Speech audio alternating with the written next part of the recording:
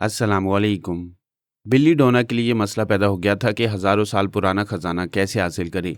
वो तमाम खजाना हासिल करना तो दूर की बात थी, उस खजाने का एक नायाब हीरा हासिल करना मसला बन गया था। वैसा नायाब और अजीबोगरीब हीरा था जिसे वो हर हाल में हासिल करना चाहती थी। सालिया इस हीरे को चंद्रमुखी कहती थी। अब मसला ये था कि वो नादीदा नहीं बन सकती थी। पहले उसने क्या खूब मंसूबा बनाया था कि नादीदा बनकर सालिया के करीब रहेगी और देखेगी कि वो किस तदबीर से महल के तय खाने में जाएगी और हीरे जवाहरात के ज़ख़ीरे से चंद्रमुखी हीरा उठा कर लाएगी। कोई उस तय खाने में जाकर जिंदा वापस नहीं आता था, ना ही उस खजाने को हाथ लगा सकता था। बिल्ली डोना नादीदा रहकर देख सकती थी कि साले उस खजाने को हाथ लगाएगी तो उसका क्या अंजाम होगा। अगर वो खजाने की वारिस है तो वहाँ के नादीदा पहरेदार उसे नुकसान नहीं पहुँचाएंगे। वो चंद्रमुखी वहाँ से महल में आएगी तो बिल्ली डोना उसे चंद्रमुखी छीन कर ले जाएगी। वो बड़ी आसानी से कामयाब हो जाती, मगर अब नहीं हो सकती थी। वो बारे से हवा निकल गई, गोलियां बेअसर हो गई थी। अब तो जहानत से ही काम लेकर कामयाबी की तवक्को की जा सकती थी। अगरचे बिली डोना खासी चालाक और मक्कार थी। उसने टेलीपैथी जाने वालों के दरमियान अहम मुकाम हासिल किया था। लेकिन चालाक और मक्कार लोगों के लिए तमाम मरहले आसान नहीं होते। बाज़ मराहिल में वो आगे बढ़ते बढ़ते रुक जाते हैं। उनकी समझ में नहीं आता कि जहाँ मक्कारी काम नहीं आती, वहाँ मखसूस जहानत और हिकमत अमली से काम निकाला जाता है। इसीलिए वो पारस की ज़रूरत महसूस कर रही थी और मायूस हो रही थी, क्योंकि उसने उल्टी सीधी बातें करके उसे टाल दिया था। वो अब अपनी जहानत से काम ले रही थी। सालिया की जो खास कनीज़ थी उसके दिमाग में जगह बना चुकी थी। इस तरह उस कनीज़ के अंदर रहकर सालिया की मसरूफियात से आगाह होती रहती। सालिया ने पहले इरादा किया था कि शाम की चाय पीकर जजीरा साओ के महल में जाएगी, रात का खाना उसी महल में खाएगी, फिर तय खाने में जाकर वो हीरा निकाल लाएगी। फिर उसने इरादा बदल दिया। शाम को जजीरा साओ के महल में पहुंचकर उसने वहां के एक बुजुर्ग मुंतज़िम आला से मुलाकात की। वह बुजुर्ग उसके दादा के ज़माने से इस महल की देखभाल करते आए थे। वो इस महल के अलावा शाही खजाने की तारीख से मुकम्मल वाकफियत रखते थे। उन्होंने कहा, बेटी, तुम पहली बार अपने खजाने को हाथ लगाने जा रही हो, इसलिए जुमे के मुबारक दिन फजर की नमाज अदा करने के बाद जाओ। साले ने कहा, बाबा जी, आपका मशवरा ईमान अफरोज़ है। परसों जुमा है, फजर की नमाज अदा करने के बाद अपने खजाने को देखने जाऊंगी। बिल्ली डोना ने यह बात सुनी और वक्त का हिसाब किया। साले अब से 36 घंटे बाद उस तय खाने में जाने वाली थी। पहले तो उसे गुस्सा आया कि उसे एक दिन और 2 रातों तक इंतज़ार करना पड़ेगा। फिर जब दूसरे दिन उसकी गोलियां बेअसर हो गईं तो उसने सोचा, अच्छा ही हुआ कि सालिया देर से तय खाने में जाएगी। उसे दूसरा मंसूबा बनाने का वक्त मिल जाएगा। उसने दूसरे मंसूबे के मुताबिक बड़ी हेरा फेरी से सालिया की कनीज़ के दिमाग में जगह बना ली। उसके रास्ते की सबसे बड़ी दीवार वो 4 टेलीपैथी जाने वाले थे, जिनका ताल्लुक बाबा साहब के इदारे से था। वो चारों सालिया को उस वक्त तनहा छोड़ते थे जब वो बेडरूम में जाती थी, वरना वो जहाँ जाती थी वो चारों उसके आगे पीछे रहते। बेलीडोना जकार्ता में काफ़ी अरसे से थी। वहाँ के छटे हुए बदमाश और 9 सरबाजों को जानती थी। डकारा नामी एक बैन अल-अक़वामी सतह का शातिर मुजरिम वहाँ था। बेलीडोना ने उसके ख्यालात पढ़े। उसे मालूम हुआ कि वो मुश्किल से मुश्किल तिजोरियाँ खोलकर मतलूबा माल निकाल लाता है, सख्त पहरों से गुजर जाता है और सही सलामत वापस आ जाता है। बेलीडोना ने डकारा के बेडरूम में उसे सुला दिया, फिर उस पर तनवीमी अमल करके उसे अपना मामूल और ताबेदार बना लिया। उसे 1 घंटे तक तनवीमी नींद सोने दिया। वह बेदार हुआ तो उसे जजीरा साओ के शाही खजाने के बारे में तफसील से बहुत कुछ बताया। फिर उससे पूछा, तुम वो चंद्रमुखी हीरा कैसे लाओगे? यह जुमेरात की शाम है। वो सुबह इबादत करने के बाद तय खाने में जाएगी, फिर वहाँ से चंद्रमुखी हीरा लाएगी। डकारा ने कुछ देर सोचने के बाद कहा, मैं आज रात की सुबह होने से पहले उस महल के अंदर पहुँच जाऊँगा। कैसे पहुँचोगे? महल के अतराफ मुसल्ला गार्ड्स रहते हैं। चोरी छुपे अंदर जाने वाले को ट्रेस करने के लिए वहाँ जगह जगह इलेक्ट्रॉनिक आलात नस्ब किए गए हैं। महल के किसी हिस्से से भी गुजरोगे तो किसी न किसी टीवी स्क्रीन पर देख लिए जाओगे। मुझे उस महल का अंदरूनी नक्शा बताओ। बिल्ली डोना ने कागज़ पर महल के कमरों, कॉरिडोर, ड्राइंग रूम और बेडरूम की निशानदेही की। वो 2 मंजिला महल था। डकारा ने कहा, कोई प्रॉब्लम नहीं है, मेरी ज़रूरत की चीज़ें मुहैया करो, मैं शहज़ादी सालिया के बेडरूम में पहुंच जाऊंगा। तुम्हें किन चीज़ों की ज़रूरत है? मैं एक फ़्लाइंग काइट चाहता हूँ। समुद्र के साहिलों पर ऐसी फ़्लाइंग काइट्स होती हैं जिनके ज़रिए एक वक्त में एक शख्स चंद किलोमीटर तक परवास करता है। ये साहिलों पर बड़े दौलतमंद लोगों का मशगला होता है। फ़्लाइंग काइट्स की कंपनियां होती हैं जो घंटों के हिसाब से फ़्लाइंग काइट्स किराए पर देती हैं। ये फ़्लाइंग काइट्स रात के वक्त किराए पर नहीं दी जाती। सुबह 8 बजे के बाद इनके ज़रिए परवास की इजाज़त दी जाती थी और डकारों को रात 3 बजे के बाद इसकी ज़रूरत थी। बिली डोना ने टेलीपैथी के ज़रिए फ्लाइंग स्टेशन के इंचार्ज को ट्रैप किया। वो हुक्म का बंदा बन गया। डकारा ने वहाँ से एक फ़्लाइंग काइट हासिल की, फिर वहाँ से परवास करता हुआ 1 किलोमीटर के फासले पर जजीरा साहू के महल में पहुंचा। अंधेरी रात थी। जजीरे की आबादी बराए नाम थी। जो गिनती के लोग थे वो सो रहे थे। सिर्फ महल के मुसल्ला पहरेदार जाग रहे थे। वह मोहतात और मुस्ताद थे, लेकिन आसमान की तारीकियों में एक काइट की उड़ान को ना देख सके। वह महल की छत पर आकर उतर गया। उसने काइट को फोल्ड करके एक तरफ रख दिया, फिर छत के जीने से नीचे जाने लगा। महल का अंदरूनी नक्शा उसे अच्छी तरह याद था। पहली मंजिल पर जीने से चंद कदम के फासले पर सालिया की ख्वाबगाह थी। वह जीने के नीचे आकर तारीकी में छुप गया। 1 घंटे बाद फजर की आज़ान सुनाई दी। बिल्ली डोना ने उसे बताया था कि वह अजान के बाद नमाज पढ़ेगी, फिर तय खाने में जाएगी। वह इंतज़ार करने लगा। मजीद 1 घंटे के बाद 4 मुसल्ला गार्ड्स ख्वाबगाह के दरवाजे पर आकर खड़े हो गए। सालिया दरवाज़ा खोलकर बाहर आई। उन्होंने उसे सलाम किया, फिर उसके पीछे चलने लगे। जब वो नज़रों से ओझल हो गए तो डकारा फर्श पर रेंगता हुआ ख्वाबगाह के दरवाजे तक आया। इसे खोला तो वो खुल गया। अगर लॉक होता तब भी डकारा उसे आधे मिनट में खोल लेता। वो रेंगता हुआ ख्वाबगाह के अंदर आया। वहाँ तारीकी थी। सालिया ने अंदर की तमाम लाइट्स बुझा दी थीं। इस तारीकी में खुफिया कैमरे डकारा को टीवी स्क्रीन पर दिखा नहीं सकते थे। वो तारीकी में दोनों हाथों से टटोलता हुआ बेड तक आया, फिर फर्श पर लेटकर करवट बदलता हुआ नीचे जाकर छुप गया। सालिया तय खाने के खुफिया दरवाजे तक आई। चारों मुसल्ला गार्ड्स वहां रुक गए। वह दरवाज़ा खोलकर बिस्मिल्लाह कहती हुई तय खाने के जीने पर आई। वो खुफिया खुदकार दरवाज़ा बंद हो गया। उसने एक स्विच ऑन किया। वो तय खाना रोशन हो गया। वो दोनों हाथ सीने पर रखकर बोली, ए मोहतरम नादीदा मुहाफिजो, मेरे बुजुर्गों ने मुझे बताया है कि मैं इस खजाने की वारिस हूँ। मुझे मालो दौलत का लालच नहीं। चूंकि मैं वारिस हूँ और हकदार हूँ, इसलिए इसे हासिल करने आई हूँ। अगर तुम्हें एतराज़ है तो लाइट ऑफ कर दो। तारीकी होगी तो मैं वापस चली जाऊंगी। वो इंतज़ार करने लगी। लाइट ऑफ नहीं हुई। रोशनी हुई। इस रोशनी में बेशकीमत हीरे जवाहरात जगमगा रहे थे। ऐसा खजाना दुनिया वालों ने कभी देखा ना होगा। इसे देखकर आंखें चुंधिया जाती थीं। वो जीने के एक एक पायदान से उतरते हुए सूरह रहमान पढ़ने लगी। और तुम अपने परवरदिगार की कौन कौन सी नेमत को झुटलाओगे। इस वसी और इस तय खाने से धीमी धीमी आवाज़ें उभरने लगीं। है परवरदिगार, हम तेरी किसी नेमत को नहीं झुटला सकते। हीरे जवाहरात के ज़ख़ीरे में चंद्रमुखी हीरा ऐसे जगमगा रहा था जैसे सालिया के लिए मुस्कुरा रहा हो। सालिया ने हाथ बढ़ाकर इसे उठा लिया, फिर खुदा का शुक्र अदा करते हुए इसे चूम लिया। इसे किसी नादीदा मुहाफिज ने नुकसान नहीं पहुंचाया। वो इसी तरह सूरह रहमान की तलावत करती हुई जीने पर चढ़ती हुई खुफिया दरवाजे के पास आई, फिर इसे खोलकर तय खाने से बाहर आ गई। चारों गार्ड अलर्ट हो गए, फिर उसके पीछे चलते हुए ख्वाबगाह के दरवाजे तक आई।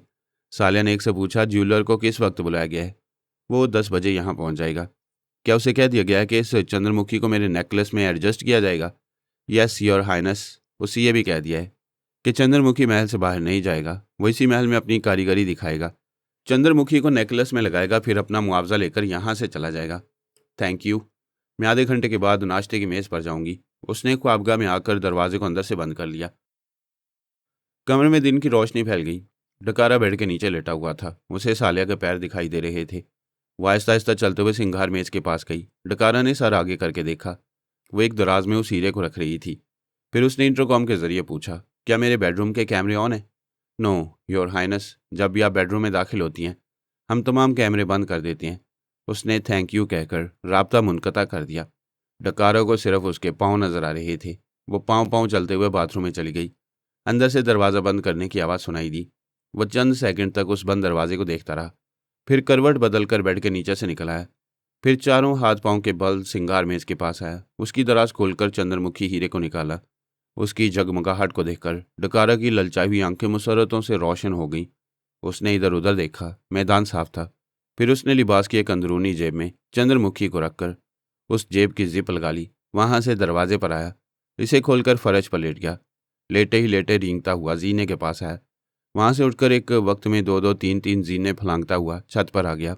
शायद खुफिया कैमरों का रुख जीने की तरफ नहीं था, या शायद किसी ने टीवी स्क्रीन को तवज्जो से नहीं देखा होगा। लेकिन जब वो फ्लाइंग काइट खोलकर उसके जरिए परवाज करने लगा तो दिन की रोशनी में मुसल्ला पहरेदारों ने सर उठाकर उसे देखा।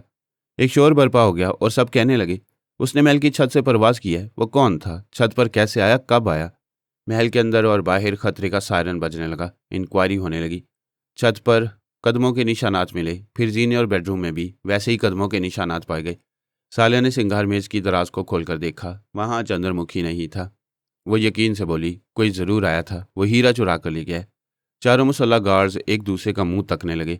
वो अपनी मौजूदगी में सालिया की तरफ एक परिंदे को भी पर नहीं मारने देते थे, लेकिन कोई शातिर उन्हें जुल दे गया था। थोड़ी देर बाद सालिया के मोबाइल फ़ोन के बज़र की आवाज़ उभरी। उसने इसे ऑन करके कहा, हेलो।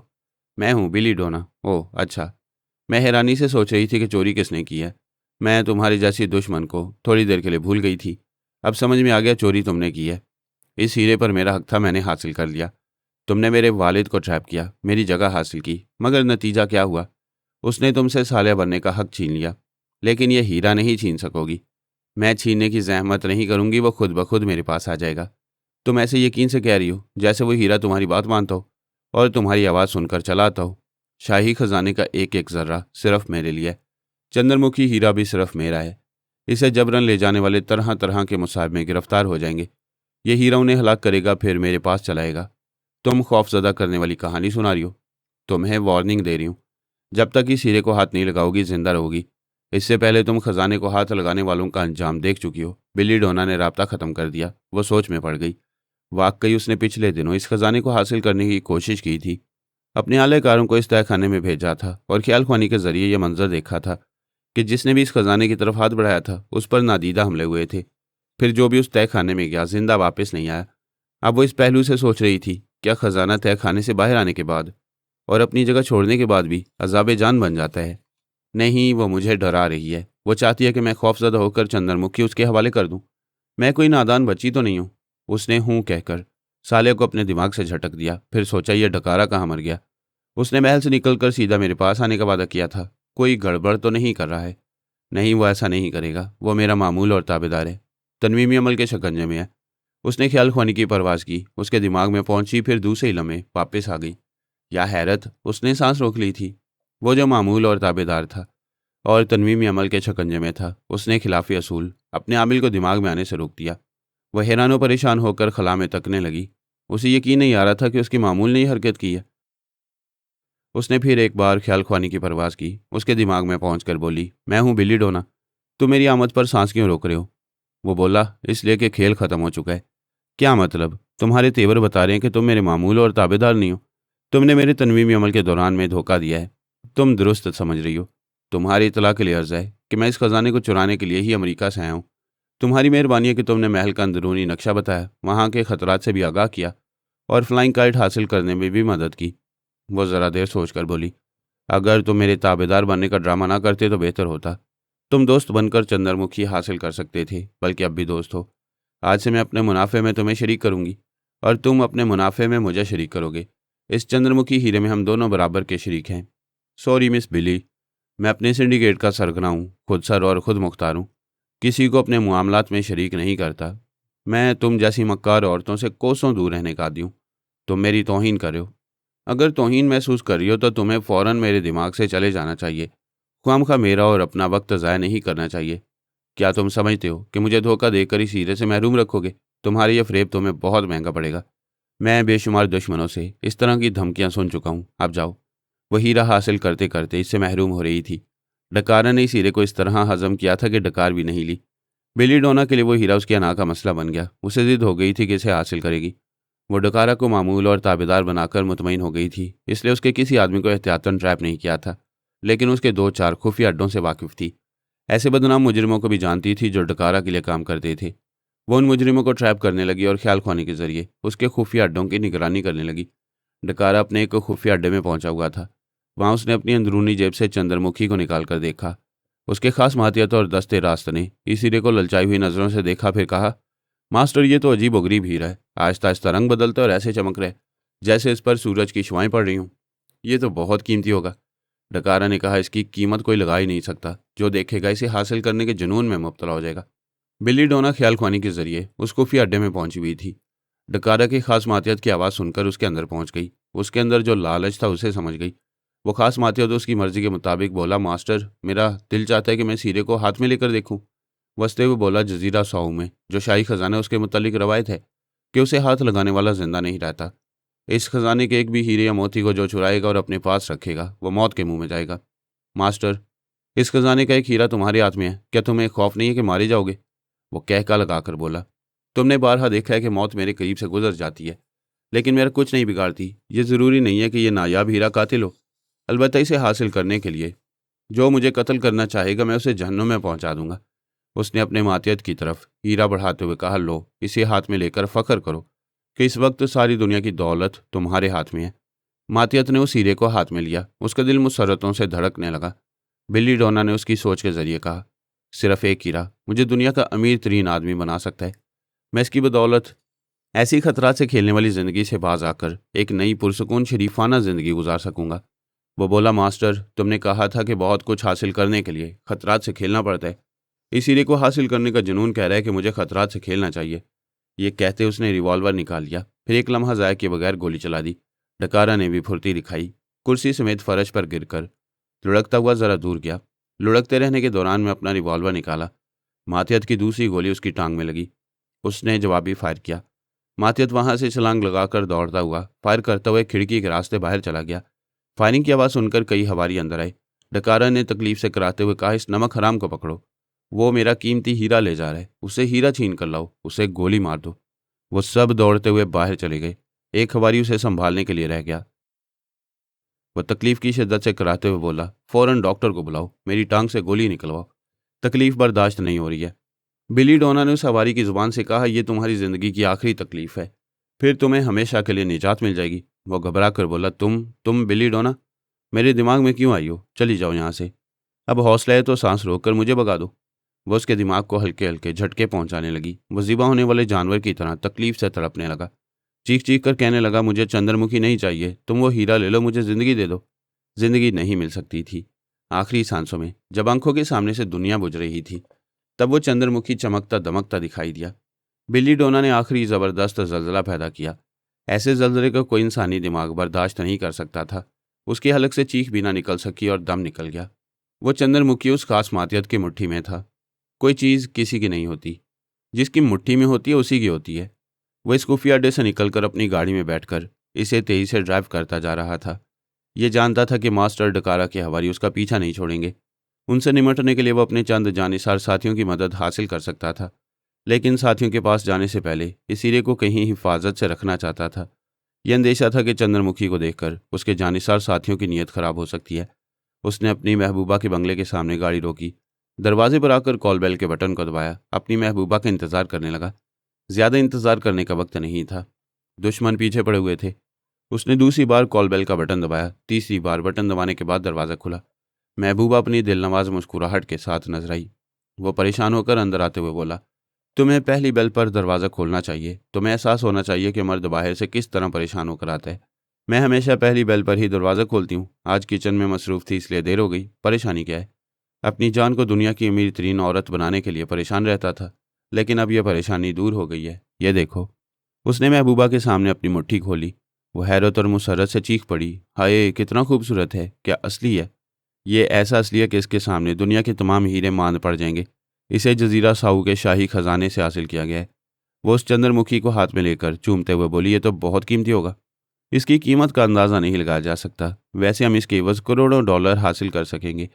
वह चंद्रमुखी को अपने सीने से लगाकर बोली, मैं तो इसे किसी कीमत पर फ़रोख्त नहीं करूँगी। इसे अपने नेकलेस में लगाकर पहनूंगी। हम इसके बारे में फिर किसी वक्त फैसला करेंगे। मैं अब चलता हूँ। मास्टर डकारा के बंदे मेरे पीछे पड़े हुए हैं। मैं उनसे निमटने के बाद वापस आऊँगा। मेरा हलक खुश्क हो रहा है, कुछ पिला दो। जूस तैयार है, मैं फ्रिज से निकाल कर ला रही हूँ। वो अपनी मुट्ठी में हीरा दबा कर ले गई। ड्राइंग रूम से निकलकर दरवाजे की आड़ से अपने आशिक को देखा। फिर तेज़ी से चलते हुए बेडरूम में आई। वहाँ दूसरा आशिक छुपा हुआ था। दूसरे ने खींचकर अपने बाजू में दबोच लिया। वो घबरा कर बोली, क्या करते हो?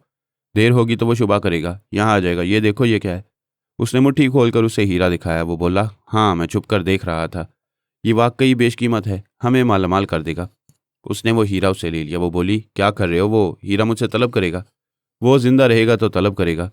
एक औरत दो मर्दों के पास रह सकती है, लेकिन ऐसा हीरा सिर्फ एक के पास रहता है। जाओ उसे जूस पिला दो। तुम्हारे इरादे खतरनाक लग रहे हैं। भाई, वो वैसे भी हमारे दरमियान कबाब में हड्डी था। अब उस हीरे ने मेरी आंखें रोशन कर दी हैं। मैं उसे कत्ल करूंगा तो तुम भी मिलोगी और यह हीरा भी। डबल मुनाफा है। वो उसे जूस पिलाने गई और यह भी समझ गई कि ये उसकी ज़िंदगी का आखिरी मशरूब होगा। बिल्ली डोना उस खास मातियत के दिमाग में थी। जब वो अपनी महबूबा के पास आया तो उस महबूबा के भी दिमाग में पहुंच गई। उसके चोर ख्यालात से मालूम हो गया कि उसने एक और आशिक को बेडरूम में छुपा रखा है। वो नहीं चाहती थी कि उसका अल्लाहकार मारा जाए। उसे जिंदा रहना था ताकि हीरा इसी बंगले में रहता। बिल्ली डोना आधे घंटे में वहां पहुंचकर उस हीरे को हासिल कर सकती थी। उसने फैसला किया कि उसका अल्लाहकार नहीं बल्कि वो दूसरा आशिक मरेगा। ये बिल्ली डोना का फैसला था, लेकिन चंद्रमुखी के हवाले से जो मुकद्दर में लिखा गया था, इसके मुताबिक पहले उसे मरना था, जिसने पहले हीरे को हाथ लगाया था। उसने ख्याल खुमानी के जरिए दूसरे आशिक के दिमाग में पहुंचना चाहा। वो योगा का माहिर था। उसने खतरा महसूस किया। ये समझ गया कोई टेलीपैथी जानने वाली हस्ती छुपी हुई है। इससे पहले कि वो मुकाबले पर आए, उसे यहाँ से निकल जाना चाहिए। वो रिवॉल्वर निकालकर तेजी से ड्राइंग रूम में आया। वो गिलास होंठों से लगाए जूस पी रहा था। अचानक ठाई की आवाज़ के साथ गोली चली। वो गोली सीधी उसकी पेशानी में आकर पैबस्त हो गई। वो अपनी ज़िंदगी के आखिरी मशरूब के साथ सोफे पर से लुढ़क कर फर्श पर आ गया। बिली डोना ने उसकी महबूबा के दिमाग पर कब्जा जमाया। उस महबूबा ने बड़ी फुर्ती से मरने वाले के लिबास से रिवॉल्वर निकाला, लेकिन वो उसे कैसे कत्ल कर सकती थी? हीरे की रिवायत के मुताबिक मकतूल के बाद उसकी महबूबा ने हीरे को हाथ लगाया था, इसलिए गोलियां दोनों तरफ से चलीं। एक गोली महबूबा के सीने में पैवस्त हुई, उसी जगह ठंडी हो गई। दूसरा बच गया लेकिन जख्मी हो गया। गोली उसके बाजू में लगी थी, इसका फायदा बिल्ली डोना को पहुंचा। वो उसके दिमाग में पहुंच गई। वह जख्मी बाजू को थाम कर तेजी से दौड़ता हुआ बंगले के पिछले हिस्से से बाहर आया। अगले हिस्से में 2 गाड़ियां आकर रुकी थी। डकारा के आदमी अपने मास्टर के कातिल को तलाश करते हुए वहां आए थे। वह जख्मी वहां से भागता हुआ अपनी गाड़ी में आकर बैठ गया। फिर इसे स्टार्ट करके तेजी से ड्राइव करने लगा। बिली डोना उसके अंदर मौजूद थी और उसे गाड़ी ड्राइव करते हुए अपने बंगले की तरफ आने पर माइल कर रही थी। पारस बड़ी देर से उसके दिमाग में था। चूंकि दिलचस्प तमाशे हो रहे थे, इसलिए वह दूसरी मसरूफियात को नज़रअंदाज करके उसके अंदर बड़ी देर से मौजूद था। फिर उसने बिली डोना को मुखातिब किया, ये क्या कर रही हो? इस जख्मी को अपने बंगले में क्यों ला रही हो? तुम कब से मेरे अंदर मौजूद हो? ये मेरी बात का जवाब नहीं है। तुम देखती आ रही हो, जो इस हीरे को हाथ लगाता है वो मौत के घाट उतर जाता है। इस हीरे को चुराने वाले डकारों को हराम मौत मिली। फिर उसका खास मातियत आखिरी मशरूब का पहला घोंट पीते ही फना हो गया। इसके बाद उसकी महबूबा ने इस हीरे को हाथ लगाया, वो भी जिंदा ना रह सकी। अब ये जख्मी इस हीरे को लिए जा रहा है, इसे जाने दो और इसकी मौत का भी तमाशा देखो। पारस, एक नायाब हीरे के लिए लड़ने वालों का यही अंजाम होता है। ये ज़रूरी नहीं है कि हीरे को छीन कर ले जाने वाले लाजमन मारे जाते हैं। अभी वो यहाँ पहुँचेगा तो मैं उसे हीरा लेकर उसे जहन्नुम में पहुँचा दूंगी। फिर कोई दूसरा मौत बन कर आएगा और तुम्हें जहन्नुम में पहुँचा देगा। मेरे मशवरे पर अमल करो।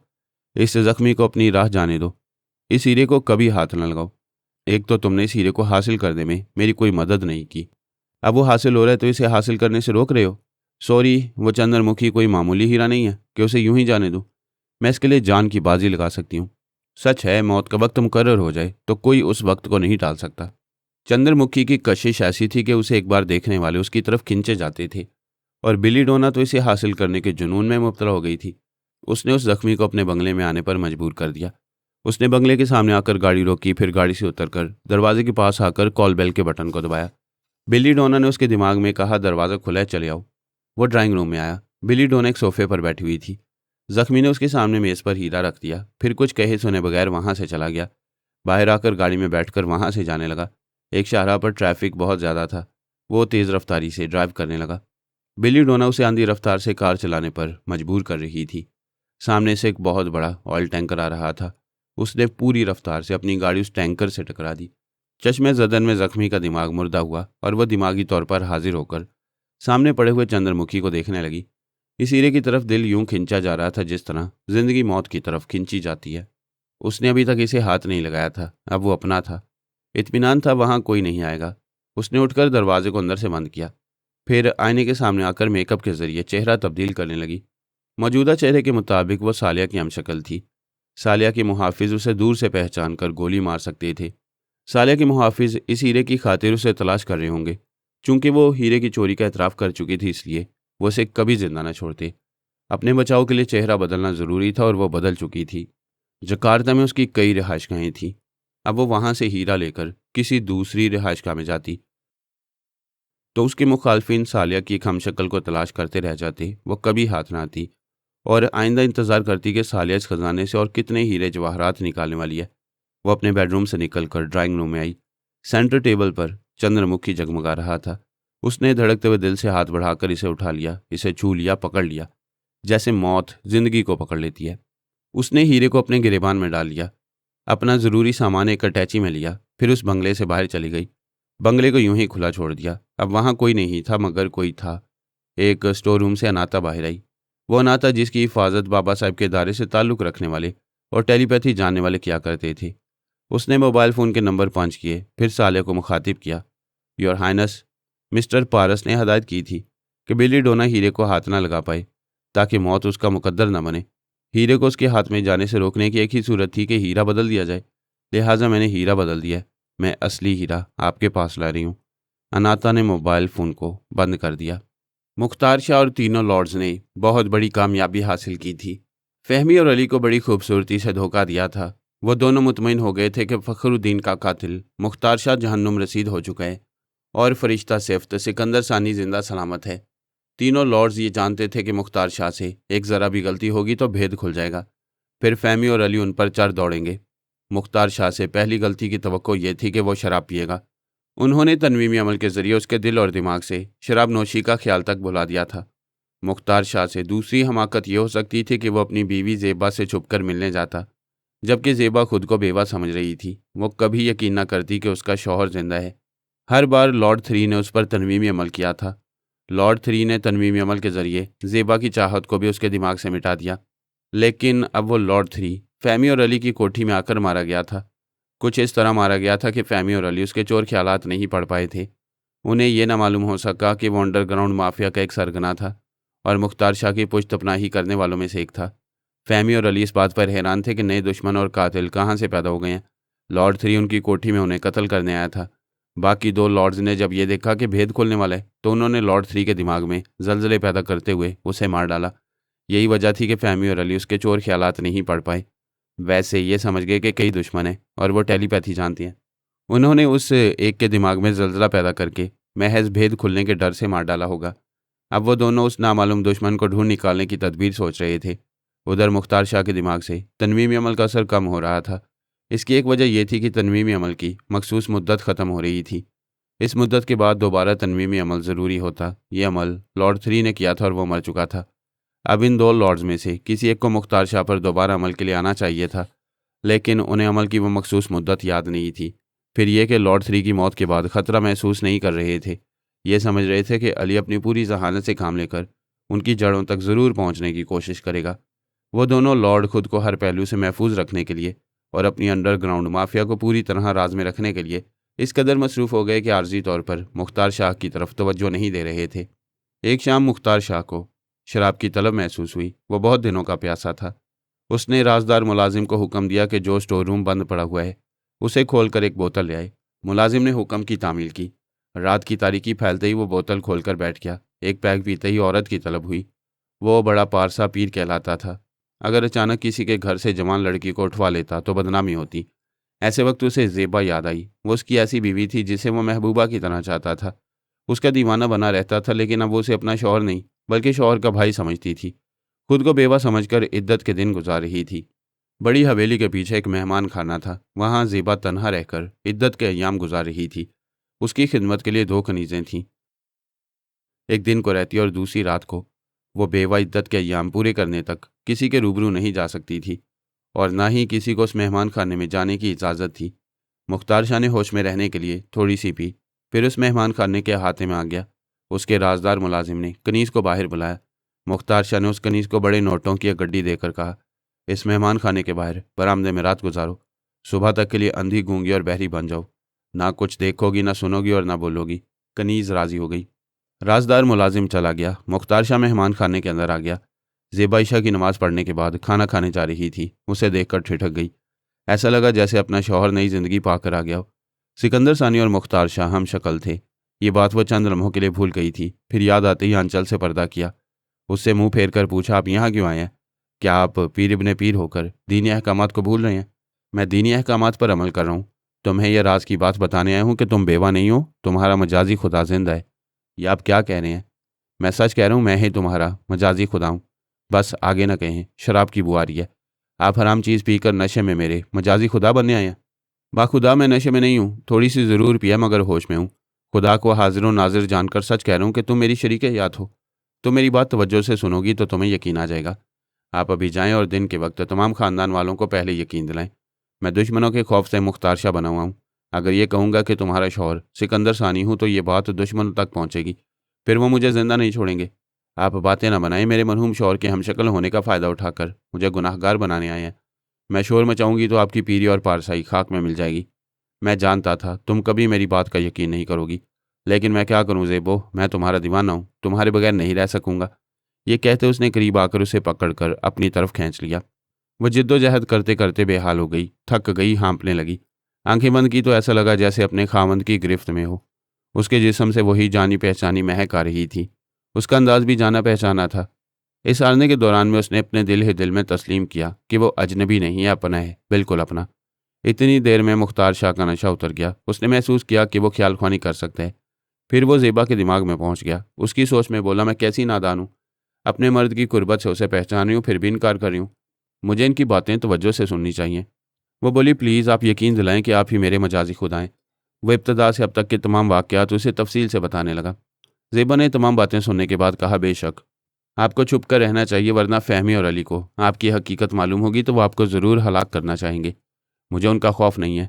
मुझे तो ये खुशी है कि तुमने मुझे अपना मजाजी खुदा तस्लीम कर लिया है। आप ये हकीकत ख़ानदान वालों को नहीं बताएंगे तो हम एक साथ नहीं रह सकेंगे। क्या सारी ज़िंदगी छुप छुप कर मिलते रहेंगे? हमें छुपने की ज़रूरत नहीं पड़ेगी। तुम दुनिया वालों को दिखाने के लिए इद्दत की मुद्दत पूरी करो। उसके बाद मैं ख़ानदानों के बुज़ुर्गों के सामने तुमसे शादी करने की ख्वाहिश ज़ाहिर करूँगा। मुझे यकीन है बुज़ुर्ग हजरात हमारी शादी पर एतराज़ नहीं करेंगे। हमारी शादी हो चुकी है, हम फिर शादी करेंगे। दुनिया वालों के सामने दोबारा मियाँ बीवी बनने के लिए ऐसा करना ही होगा। मुख्तार शाह ने वो रात मेहमान खाने में गुजारी, फिर सुबह से पहले हवेली में आ गया। ज़ेबा बहुत खुश थी। उसका उजड़ा हुआ सुहाग सलामत था। इससे बड़ी खुशी की बात क्या हो सकती थी? औरत पर सुहागन का रंग चढ़ जाए तो वो रंग छुपाए नहीं छुपता। खानदान की औरतों को पता चला कि ज़ेबा मेहमान खाने की चार दीवारी में रंगीन लिबास और चूड़ियाँ पहनती है। फिर सुना कि उसने शॉपिंग के लिए लाहौर जाने की ज़िद की है और इद्दत पूरी करने से भी साफ इनकार कर दिया। कोई अहम मसला होता तो पीर मुख्तार शाह से उसका हल पूछा जाता। उससे पूछा गया तो उसने जवाब दिया, ज़ेबा तालीम याफ्ता शरीफजादी है, कभी कोई गलत कदम नहीं उठाएगी। हमारे दीन में बेवा को शादी करने की इजाज़त है। जब वो इद्दत पूरी कर लेगी तो मैं उससे निकाह पढ़वाऊंगा। क्या आप हजरात में से किसी को एतराज़ है? बुजुर्गों ने एतराज़ नहीं किया बल्कि खुशी का इजहार किया कि ज़ेबा पहले भी इस हवेली की बहू थी, आइंदा भी बहू बनकर रहेगी। मुख्तार शाह ने कहा, मैं ज़ेबा का होने वाला मजाजी खुदा हूँ। मुझे उसके शहर जाने और शॉपिंग करने पर एतराज़ नहीं है। उस पुरानी कहावत की तस्दीक हो गई कि गीदड़ की मौत आती है तो वो शहर की तरफ जाता है। मुख्तार शाह खुद तो लाहौर नहीं गया, लेकिन उसने ज़ेबा के जाने के लिए राह हमवार कर दी। वो कभी सोच भी नहीं सकता था कि उसके शहर जाने से भी भेद खुल सकता है। वो लिबर्टी मार्केट के एक जनरल स्टोर में शॉपिंग कर रही थी। ऐसे वक्त फ़हमी ने उसे देख लिया। हैरान होकर अली से बोली, वो देखो, वो तो ज़ेबा है। उसने पूछा, कौन ज़ेबा? वो ही हमारे जहन्नुमी दुश्मन मुख्तार शाह की बेवा। अली ने कहा, हाँ, बहुत खुश नज़र आ रही है। तुम मेरी बात नहीं समझ रहे हो। तुम्हें दिखाने का मतलब है कि इसके रंगीन लिबास को देखो, और वो अपने लिए परफ्यूम पसंद कर रही है। तो क्या हुआ, वो भी एक औरत है। उसका दिल रंग और खुशबू चाहता होगा। ये बेवाह और इद्दत के अय्याम पूरे नहीं हुए हैं। अब कुछ समझ रहे हो? अच्छा, ये बात है। मैं इस पहलू को भूल गया था। इसे तो चार दीवारी से बाहर नहीं निकलना चाहिए था। इसे सोगवार होना चाहिए था, लेकिन ये बहुत खुश नजर आ रही है। तुमने हवेली में से करीब से देखा था और कहा था, ये बहुत ही शरीफ और शौहर परस्त है, लेकिन इसे देखकर ऐसा लग रहा है जैसे दूसरा शौहर कर चुकी हो। फहमी और अली अनजाने दुश्मनों से छुपने के लिए अपने चेहरे बदल चुके थे। ज़ेबा उन्हें पहचान नहीं सकती थी। फहमी उसके करीब जाकर अपने लिए परफ्यूम पसंद करने लगी। इस दौरान में ज़ेबा की आवाज़ और लहजे को सुनती रही, फिर अली के पास आ गई। वो दोनों वहाँ से करीब ही एक रेस्तोरान में आकर बैठ गए। अली मशरूब का ऑर्डर देने लगा। वो ज़ेबा के दिमाग में पहुंचकर उसके चोर ख्यालात पढ़ने लगी। फिर एक बेवा की मुसर्रतों का भेद खुलने लगा। मशरूब आ गया था। अली ने उसकी तरफ बढ़ाते हुए कहा, पियो। मैं तो खून के घूंट पी रही हूँ। ऐसी क्या बात हो गई? मेरे अब्बू का कातिल मुख्तार शाह जिंदा है। अली ने हैरानी से फहमी को देखा। वो बोली।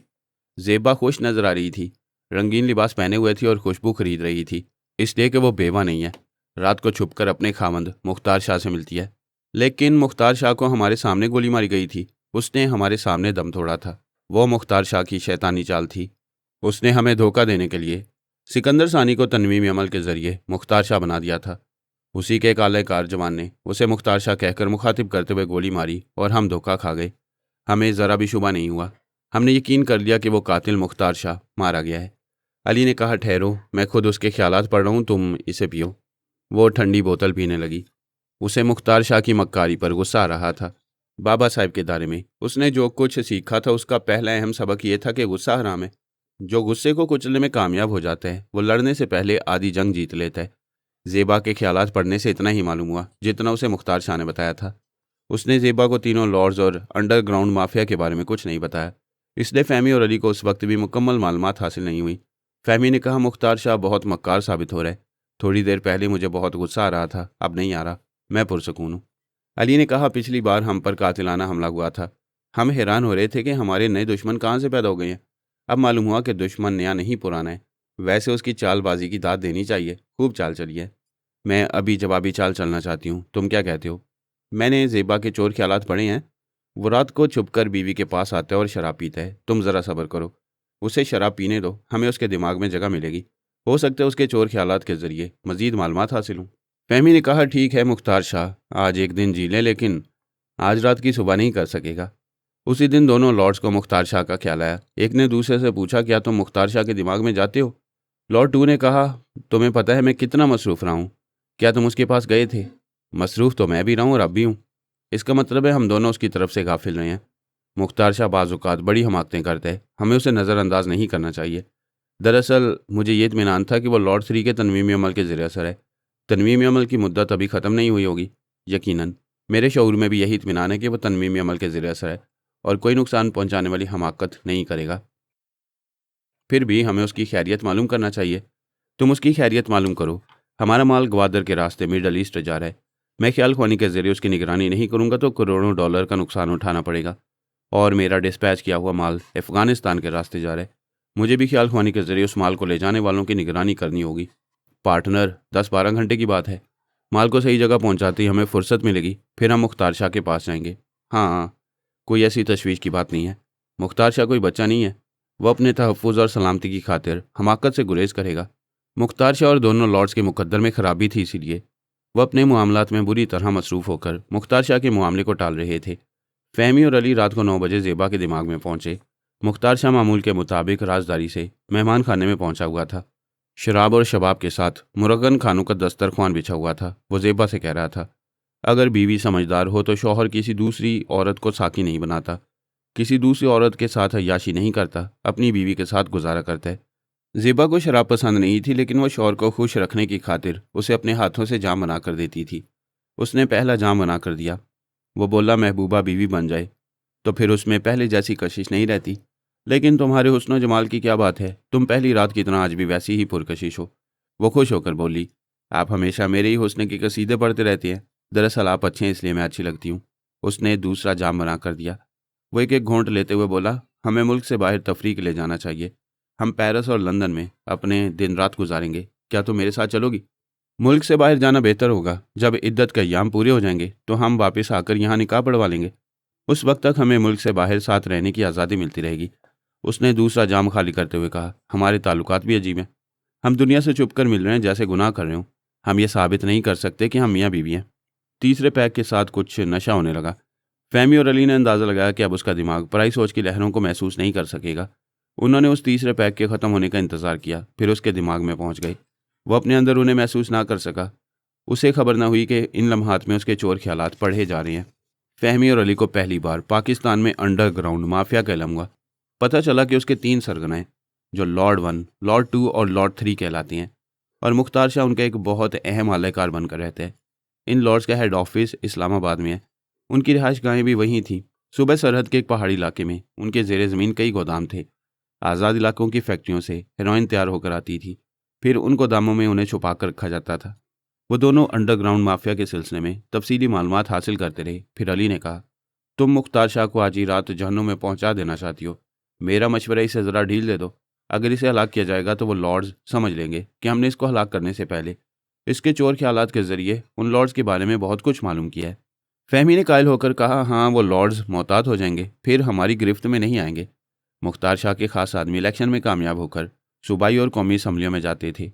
उनके अलावा तमाम सूबों के ऐसे मुंतखब लोग असम्बलियों में पहुंचते थे जिनका ताल्लुक मुख्तार शाह की तरह ड्रग माफिया से होता। दूसरे ममालिक की तरह पाकिस्तान से मुनशियात की लानत इसलिए ख़त्म नहीं होती कि ड्रग माफिया के बड़े सरकर्दा अफराद असम्बलियों में भी पहुंच जाते हैं और इंसदाद मुनशियात की मुहिम को नाकाम बनाती रहती हैं। पुलिस वाले सिर्फ उसी हद तक मुनशियात फरोशों और स्मगलरों के खिलाफ एक्शन लेते हैं जिस हद तक उन्हें ऊपर से इख्तियारात दिए जाती हैं। अली ने कहा, हम ऊपर वालों को इस अंडरग्राउंड माफिया के खिलाफ रिपोर्ट देंगे तो वही हल्की फुल्की सी कार्रवाई होगी। दिखावे के तौर पर चंद छोटे मुजरिमों को हेरोइन और असले के साथ गिरफ्तार किया जाएगा। फहमी ने कहा, बेशक मछलियाँ पकड़ी जाती हैं मगर मच्छ जिंदा रहते हैं। ऊपर से सफाई होती है, अंडरग्राउंड माफिया की गंध हमेशा बाकी रह जाती है। हम इस मामले में खुद कानून साज और खुद इंसाफ परवर बनेंगे। हमने इन लॉर्ड्स के अहम टेलीफोन नंबर और पते नोट किए हैं, इनके जरिए इनकी जड़ों तक पहुंचेंगे। अब यहाँ से चलो। वो गिलास मुंह से लगाए एक घोंट पी रहा था। फहमी ने ठुसका पैदा किया। वो खांसने लगा, खांसते खांसते दोहरा हो गया। वो दिमागी तौर पर हाजिर हो गई। अली ने हंसते हुए कहा, तुमने उसे थोड़ी सजा दे ही दी। मौत का एक वक्त मुकर्रर होता है, शामत किसी वक्त भी आ सकती है। मैं उसकी शामत लाती रहूंगी। वो लॉर्ड्स इस्लामाबाद में अंग्रेजी दवाओं के सिविल एजेंट थे। एक पूरी इमारत में उनकी सिविल एजेंसी के कई शोबे कायम थे। कोई शुबा नहीं कर सकता था कि ऐसे करोड़पति सिविल एजेंट जेर ज़मीन ड्रग माफिया के मालिकान होंगे। फहमी और अली ने दो ऐसे टेलीफोन नंबर आजमाए जिनका ताल्लुक दवाओं की सिविल एजेंसी से था। काफ़ी रात गुजर चुकी थी। ऐसे वक्त दफातर के खुले रहने का सवाल ही पैदा नहीं होता। लेकिन दोनों ने इसलिए फ़ोन किया कि अंडरग्राउंड सरगर्मियाँ रखने वाले रातों को राजदारी से मसरूफ़ रहते हैं। ये अली का तजुर्बा था जो कामयाब साबित हुआ। किसी ने फ़ोन पर पूछा, हेलो कौन? अली ने आवाज़ बनाकर कहा, मैं अब्दुल्ला नारियल वाला बोल रहा हूँ। भाई जी, आप खैरियत से पहुँच गए हैं? रॉन्ग नंबर कहकर फ़ोन बंद कर दिया गया। अली उसके अंदर पहुँच गया। फहमी ने दूसरे नंबर पर रब्ता किया, फिर उधर की आवाज़ सुनकर रिसीवर रख दिया। वो दोनों अपने अपने शिकार के दिमाग में पहुंचकर वहाँ के हालात मालूम करने लगे। वहाँ रात 10 बजे से दूसरी शिफ्ट चलती थी। इस शिफ्ट में काम करने वाले तमाम मुलाजमीन ड्रग स्मगलिंग के राज से वाकिफ़ थे।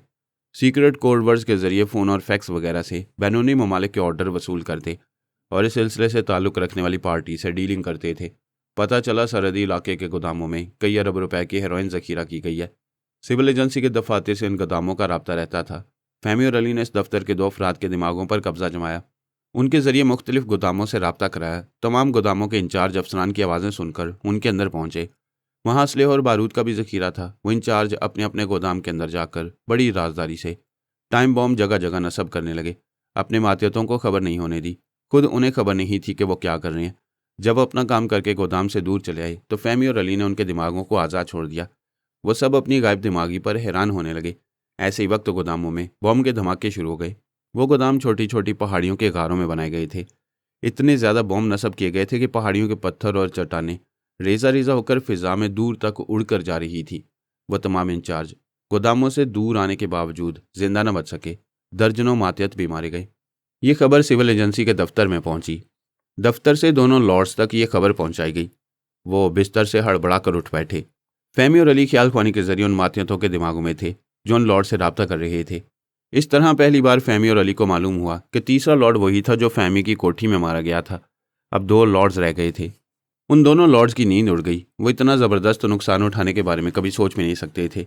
उन गोदामों के तबाह होने से फ़ॉरेन करेंसी में लाखों डॉलर का नुकसान हुआ, लेकिन पाकिस्तानी करेंसी के मुताबिक एक ही रात में कई अरब रुपए डूब चुके थे। दोनों लॉर्ड्स बड़ी देर तक सकते में रहे। फिर ख्याल ख्वानी के जरिए उन गोदामों के इंचार्ज तक पहुंचना चाहा। उनकी सोच की लहरें वापस आ गईं। ये समझ में आ गया कि वो मर चुके हैं। एक मातियत इंचार्ज के दिमाग से मालूम हुआ कि अचानक धमाके हुए थे, फिर मुसलसल होते रहे। 3 गोदामों में मजमूई तौर पर 20 धमाके हुए। वहाँ किस तरह बॉम्ब ब्लास्ट हुए थे कुछ मालूम नहीं हो रहा था। एक लॉर्ड ने परेशान होकर कहा, आप बॉम्ब ब्लास्ट नहीं हो सकते। हमारे गोदामों को तबाह करने के लिए ज़बरदस्त प्लानिंग की गई होगी। लॉर्ड 2 ने पूछा, किसने प्लानिंग की होगी? हमारे जो दुश्मन है वो बहुत हकीर हैं। उनमें इतना हौसला नहीं कि हमारे गोदामों के सामने से भी गुजर सकें। फिर हमें इतना ज़बरदस्त नुकसान पहुंचाने की जरूरत किसने की है? लॉर्ड 1 ने चौंक कर कहा, क्या फहमी और अली को हमारा सुराग मिल गया? इस बात पर लॉर्ड 2 भी चौंक गया। फिर उन दोनों ने बेहक वक्त ख्याल ख्वानी की छलांग लगाई और मुख्तार शाह के दिमाग में पहुंच गए। वो नशे में मदहोश होकर गहरी नींद में डूब गया था। दोनों ने उसके ख्यालात पढ़े। मुख्तार शाह नहीं जानता था कि फहमी और अली उसके दिमाग में आकर बहुत सी मालूमात हासिल करके जा चुकी हैं। मुख्तार शाह के चोर ख्यालात ने बताया कि वो ज़ेबा से चोरी छुपे मिलने लगा है और ख़ानदान के बुजुर्गों से कह चुका है कि वो इद्दत के अय्याम गुजार लेगी तो उससे निकाह पढ़वा लेगा। दोनों लॉर्ड्स को यह भी मालूम हुआ कि लॉर्ड 3 का पिछला तनवीमी अमल ज़ायल हो चुका है, इसीलिए वो शराब पीने और ज़ेबा से मिलने लगा है। वो दोनों उसके ख्यालात को तरह तरह से कुरीद रहे थे। किसी तरह मालूम करना चाहते थे कि फहमी और अली उसके दिमाग में कभी आए थे या नहीं। बार बार कोशिश करने के बाद भी यही मालूम होता रहा कि वो अभी तक फहमी और अली जैसे दुश्मनों से महफूज है। उसके दिमाग में कोई नहीं आया। दोनों लॉर्ड्स को किसी हद तक इत्मीनान हुआ। उन्होंने सोचा फहमी और अली अपने दूसरे मामलात में मसरूफ़ हो गए हैं। उन्होंने मुख्तार शाह को आर्जी तौर पर भुला दिया है। दोनों लॉर्ड्स ने खुद को तसल्लियाँ दी। फिर उसके और ज़ेबा के दिमागों पर तनवीमी अमल करने लगे। वो मुतमईन होना चाहते थे कि फहमी और अली आइंदा कभी मुख्तार शाह के चोर ख्यालात पढ़कर अंडरग्राउंड माफिया और दोनों लॉर्ड्स के मुतालिक कुछ ना मालूम कर सकें। वैसे फहमी और अली ने उन्हें इतना बड़ा सदमा पहुंचाया था कि वो आइंदा कई बरस तक इतने वसी पैमाने पर माफिया जैसी तंजीम कायम करने के काबिल नहीं रहे थे। उन्हें अंदेशा भी था कि जो एक रात में उन्हें अरबों रुपए का नुकसान पहुंचा सकती हैं, वो उनकी जिंदगियां भी किसी वक्त छीन सकती हैं। हुकूमत ईरान की तरफ से सोनिया को मदऊ किया जा रहा था कि वो बाकायदा मेहमान खाने में आकर रिहाइश इख्तियार करे। वहाँ के कितने ही अकाबरीन उसे जोहराना और अशाइया देना चाहते थे और ये जिम्मेदारी कबूल कर रहे थे कि उसके लिए सख्त से सख्त हिफाजती इंतजाम किए जाएंगे। सोनिया ने कहा, आप हजरात की इज्जत अफजाई का शुक्रिया। मैं किसी जोहराई या इशाइये में ज़रूर आऊँगी, लेकिन मुस्तकिल आपकी मेहमान बनने का शरफ हासिल नहीं कर सकूँगी। बेशक मेरे लिए सख्त हिफाजती इंतजाम किए जाएंगे, लेकिन मैं हमेशा से खुद ही हिफाजती के असूलों पर अमल करती हूँ।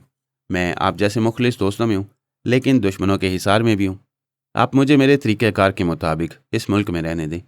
बेशक आप अपने तरीक़ेकार के मुताबिक रिहाइश इख्तियार करें, लेकिन हमारी एक खसूसी दावत कबूल करें। मैंने कबूल किया, लेकिन एक शर्त है।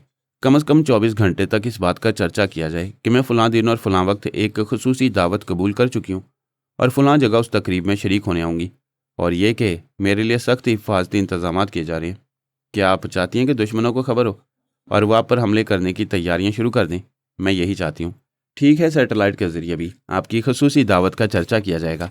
बाखुदा आप ख़तरात से खेलने वाली खातून हैं। हम आपको दावत दे रहे हैं, आप जान के दुश्मनों को दावत दे रही हैं। सोनिया ने फ़ोन का राब्ता ख़त्म कर दिया। उसने एक छोटे से मकान में रिहाइश इख्तियार कर ली थी। जिन्हें माँ बाप बनाकर साथ लाई थी वो उसी की तरह फ़ारसी जानते थे, इसलिए उसने ऐसी तर्ज रिहाइश इख्तियार की थी कि सब उसे ईरानी समझने लगे। उसके टेलीपैथी जाने वाले मातियत भी उसी इलाके में थे। जब से सोनिया ने ईरान में अमरीकी एजेंटों को जंखा बनाया था और तेहरान में उनके हार्मोन्स के इंजेक्शन वगैरह तबाह किए थे, तब से अमरीकी हुकाम कस्में खा रहे थे कि वो सोनिया को जिंदा नहीं छोड़ेंगे। अमरीकी टेलीपैथी जाने वाले जॉन कॉलिन ने अपने अकाबरीन से कहा, मैं सोनिया को तेहरान में सुकून से रहने नहीं दूंगा, वो वहाँ रूपोश नहीं रह सकेगी। हमारे नए एजेंट ऐसी तकरीबी कार्रवाइयाँ करेंगे कि वो जवाबी कार्रवाई के लिए सामने आने पर मजबूर होती रहेगी। एक हाकिम ने कहा, यह बात समझ में नहीं आती कि जब वो मुकाबले के दौरान में रूबरू होती है तो उसे फ़ौरन गोली क्यों नहीं मार जा सकती। जब वो मुकाबले के वक्त सामने होती है तो अक्सर मुकाबला करने वालों पर बदहवासी तारी रहती है, ठंडे पसीने आ जाते हैं। उसे मारने से पहले अपनी सलामती की फ़िक्र लाहिक होती रहती है। एक फ़ौजी अफसर ने कहा, दरअसल पहले ये यकीन करना पड़ता है कि मुकाबले पर वाकई सोनिया है या उसकी डमी। माजी में कई बार फरहाद को कत्ल किया गया, बाद में पता चला कि उसकी डमी को हलाक किया गया है। फिर जिंदा रह जाने वाले फरहाद ने कातिलों से बहुत बुरा इंतकाम लिया था। सोनिया भी यही करती है। एक और फौजी अफसर ने कहा, कल रात ईरान के आला हुकाम ने उसे इशाइया दिया है। सोनिया की आमद पर जश्न मनाया जा रहा है। एक बहुत बड़ी तकरीब में वो अपने मेज़बानों के दरमियान रहेगी और इस बात का खूब चर्चा किया जा रहा है। एक हाकिम ने कहा, दरअसल हमें अहमक समझा जा रहा है। वो समझते हैं ऐसे वक्त अमरीकी एजेंट ज़रूर सोनिया पर कातिलाना हमला करेंगे, उसे डमी नहीं समझेंगे क्योंकि वाला हुकाम की मेहमान बनकर आएगी। जॉन कॉली ने कहा, यह बात मुझे उलझा रही है। सोनिया को हुक्मरानों की तरफ से जो इशाइया दिया जा रहा है उसकी इतनी पब्लिसिटी क्यों की जा रही है? वो बहुत मकार है। हुकूमत ईरान उसकी फरमाइश पर इस दावत का चर्चा कर रही है। तुम्हें उलझन किस बात की है? यही कि वो दावत में खुद आएगी या अपनी डमी को भेजेगी?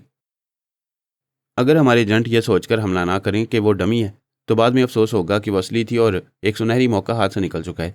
फौज के एक आला अफसर ने कहा, वो असली हो या डमी, उस पर कामयाब हमला होना चाहिए। इस तकरीब में मुनज़्ज़म तरीके से उसे घेर कर मौत के घाट उतार देना चाहिए। बाद में जो होगा देखा जाएगा।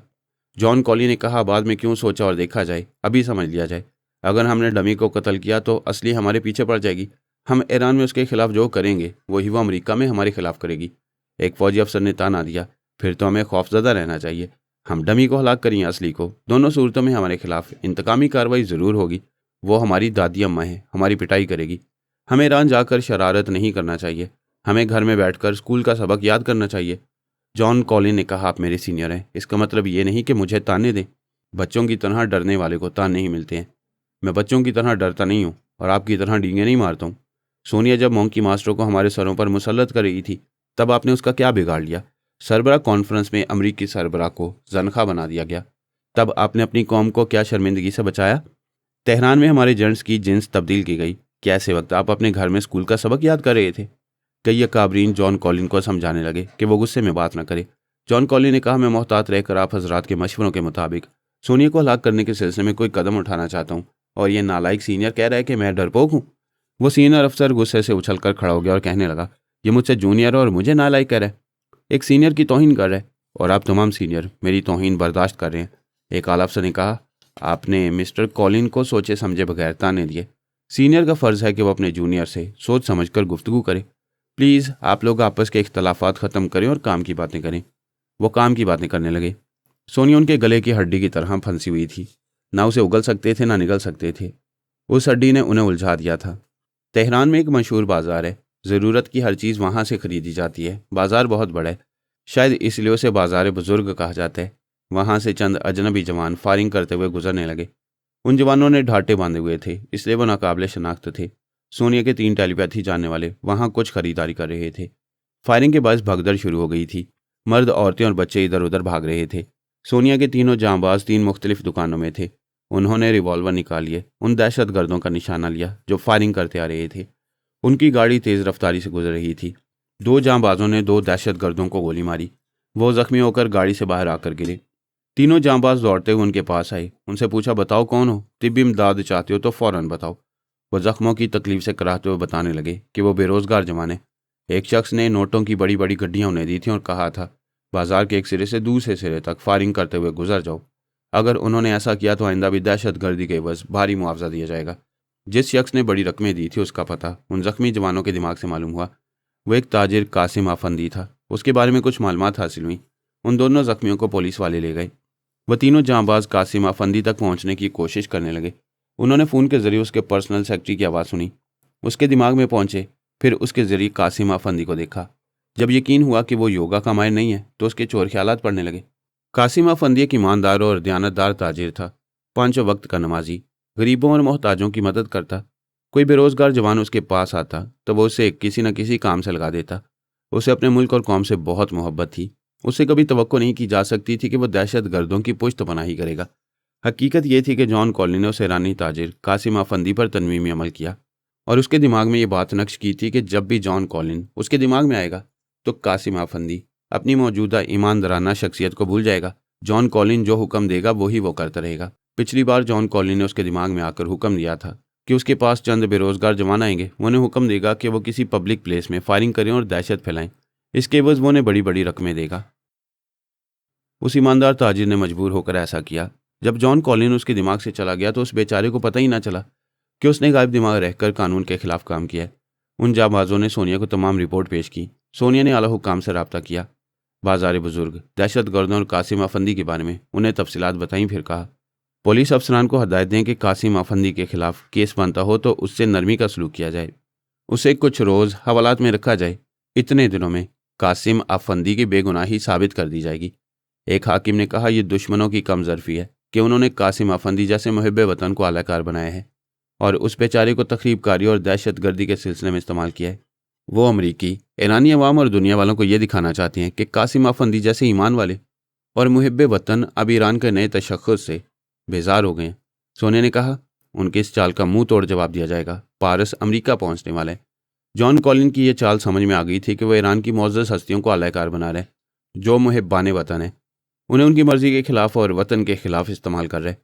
अब इससे पहले कि वो मज़ीद तखरीबी कार्रवाइयाँ करता और मुअज़्ज़ज़ हजरात को आलाकार बनाता, इसकी रोकथाम ज़रूरी थी। सोनिया ने बाबा साहब के इदारे से कई टेलीपैथी जानने वालों की खिदमत हासिल की। उन्हें हदायत दी कि ईरान की जितनी मोतबर और मुअज़्ज़ज़ हस्ती हैं उनके दिमागों में जाकर दुश्मन टेलीपैथी जानने वालों का सुराग लगाते रहें। इस तरह कुछ बात बनने लगी। जॉन कॉलिन और उसके मातहत टेलीपैथी जानने वाले ईरान के जिन अफराद को आलाकार बनाते थे, सोनिया के जांबाज उनके अंदर जाकर दुश्मनों के तनमीमी अमल का तोड़ कर दिया करते। ऐसे वक्त पारस वाशिंगटन पहुंच गया। एक अमरीकी फ़ौजी के दिमाग में पहुंचकर बोला, जॉन कॉलिन को खुशखबरी सुनाओ कि पारस वाशिंगटन में है और उससे 2 बातें करना चाहता है। उस फौजी ने मुख्तलिफ ज़राए से जॉन कॉलिन को खबर दी। वो उस फौजी के अंदर आकर बोला, हेलो मिस्टर पारस, मैं जॉन कॉलिन हूँ। क्या वाकई वाशिंगटन में हो? हाँ, मैं ख्याल खुआनी के ज़रिए नहीं बल्कि जिस्मानी तौर पर यहाँ हूँ। यहाँ आने की वजह पूछ सकता हूँ? तुम्हारे मुल्क में जो मक्कारी, धोखेबाजी और खुदगर्जी है वो मुझे बेहद पसंद है। यहाँ का माहौल और यहाँ के अकाबरीन मेरे मजाज के मुताबिक हैं। इत्तफाक से मैं भी मक्कार और फरेबी कहलाता हूँ। ये मुल्क मुझे रास आता है। तुम यहाँ कब से हो? जब से ईरान के मुअज़्ज़ज़ लोगों को आलाकार बनाया जा रहा है, मैं भी यहाँ के अकाबरीन को अपना आलाकार बनाता जा रहा हूँ। इस मुल्क के 10 अहम अफराद मेरे ज़ेर असर आ चुके हैं। ये मैं तुम्हारी इत्तला के लिए कह रहा हूँ ताकि तुम और तुम्हारे टेलीपैथी जानने वाले उन 10 अहम अफराद का सुराग लगाकर उनके अंदर जाकर मेरे तनवीमी अमल का तोड़ करें। ईरान में हमारी आदमियों ने भी यही किया है। अच्छा, तो तुम वहाँ का इंतकाम यहाँ से ले रहे हो? अभी इंतकाम कहाँ लिया है, अभी तो इब्तदा की है। तुम्हारे और कई अकाबरीन को इसी तरह ट्रैप करूँगा, फिर वो अपनी मर्जी से हार्मोन्स के इंजेक्शन लगवाएंगे। वो गरज कर बोला, तुम्हारी मौत तुम्हें यहाँ खींच लाई है। मौत तो तुम्हारी तरह गरजती नहीं है, खामोशी से आती है। इंतज़ार करो, वो आ रही है। पारस ने राब्ता ख़त्म कर दिया। जॉन कॉलिन ने परेशान होकर फ़ौज के आला अफसरान से राब्ता किया और उन्हें पारस की आमद और उसके अज़ाइम के मुतालिक बताया। तमाम बातें सुनकर एक आला अफसर ने कहा, हमें सोनिया की तरफ से ऐसी ही जवाबी कार्रवाई की तवक्को थी। पारस के मुतालिक मशहूर है कि सोनिया ने अपनी तमाम मक्कारियाँ और चालबाजियाँ उसे घोल कर पिला दी हैं। वो यकीनन सोनिया की तरह यहाँ चालने चलेगा। जॉन कॉलिन ने कहा, आप हजरात तदाबीर सोचें कि पारस से किस तरह निमटना है। मैं अपने टेलीपैथी जाने वालों के साथ तमाम अकाबरीन के दिमागों में झांकता फिरूंगा। जिन अकाबरीन पर पारस ने तनवीमी अमल किया होगा, हमें उस तनवीमी अमल का तोड़ करना होगा। ऐरान के वक्त के मुताबिक सोनिया रात की दावत में शरीक होने जाएगी। उसके मुतालिक क्या फ़ैसला किया है? जॉन कॉलिन ने कहा, आज अमेरिका की तमाम रियासतें इत्तेहाद का जश्न मना रही हैं। वाशिंगटन में तमाम रियासतों के सरबराह आए हुए हैं। हमारे टेलीपैथी जाने वालों को उन सरबराहों की हिफाजत पर मामूर किया गया है। मुझे भी उन सबको गाइड करने और अपने आला हाकिम की हिफाजत करने के लिए यहाँ पूरी तरह मुस्ताद रहना होगा। और वहाँ ईरान में रात होने वाली है, यानी कि तुम सोनिया की तरफ तवज्जो नहीं दे सकोगे। वो औरत बहुत मक्कार है। उसने ईरानी हुक्काम की दावत ऐसे वक्त कबूल की है जबकि हम यहाँ मसरूफ़ हैं। वो जानती है कि हम हर साल ये जश्न मनाते हैं और ऐसे वक्त तमाम रियासतों के सरबराहों की हिफाजत का मसला हमारे लिए दर्द सर बना रहता है। वाकई वह बहुत चालाक औरत है। आज तुम उस पर हमला नहीं कर सकोगे। मैं सोनिया को इसी खुशफहमी में मुब्तला रखूँगा। वहाँ चंद मिनट के लिए जाऊँगा और अपने एजेंट्स के ज़रिए सोनिया पर जानलेवा हमला करते ही यहाँ वापस आ जाऊँगा। एक आला अफसर ने कहा, ऐसा कर सको तो ये तुम्हारा बहुत बड़ा कारनामा होगा। जॉन कॉलिन को पारस चेहरे से नहीं पहचानता था, कभी उनका सामना नहीं हुआ था। इसके बावजूद जॉन कॉलिन ने मेकअप के ज़रिए चेहरा बदल लिया। उसे आला हाकिम की सिक्योरिटी के लिए उसके करीब ही रहना था और पारस ने आला हाकिम के ख्यालात पढ़कर यह मालूम किया था कि जिस इजलास में वह तमाम रियासतों के सरबराह यकजा होंगे, वहाँ जॉन कॉलिन अपने आला हाकिम के करीब रहेगा। उस आला हाकिम के आसपास ड्यूटी देने वाले तमाम सिक्योरिटी अफसरान योगा के माहिर थे, लेकिन पारस गुज़िश्ता रोज़ एक सिक्योरिटी अफसर को ट्रैप करके अपना मामूल और ताबेदार बनाने में कामयाब हो गया था। जब आला हाकिम कॉन्फ्रेंस हॉल में दाखिल हुआ तो सब एहतरामन खड़े हो गए। उस हाकिम के आगे पीछे दाएं बाएं मुसल्ला गार्ड्स थे। पारस ने अपने आलाकार अफसर के ज़रिए जॉन कॉलिन को पहचान लिया था, क्योंकि वो अफसर इस वक्त जॉन कॉलिन का मातहत बना हुआ था और उसके अहकामात की तामील कर रहा था। पारस ने ख्याल ख्वानी के ज़रिए सोनिया से रब्ता किया। हेलो मम्मा, आप दावत में जा रही हैं? हाँ बेटे, 1 घंटे के अंदर उस तकरीब में मैं अपने मेज़बानों के दरमियान पहुँच जाऊँगी। दूसरी तरफ आला हाकिम के पास खड़े हुए जॉन कॉलिन ने अपने ईरानी आलाकार से रब्ता किया। पता चला सोनिया भी तकरीब में नहीं आई। उसने आधे घंटे के बाद फिर मालूम किया। आलाकार ने बताया कि मेज़बान आपस में बातें कर रहे हैं, वो चंद मिनट में वहाँ पहुँचने वाली है। जॉन कॉलिन फिर दिमागी तौर पर आला हाकिम के पास हाजिर हो गया। वो इसी तरह आते जाते हुए सोनिया से निमटना चाहता था। इस तकरीब में उसके कई आलाकार गनमैन छुपे हुए थे। उसका हुक्म मिलते ही सोनिया को गोलियों से छलनी करने वाले थे।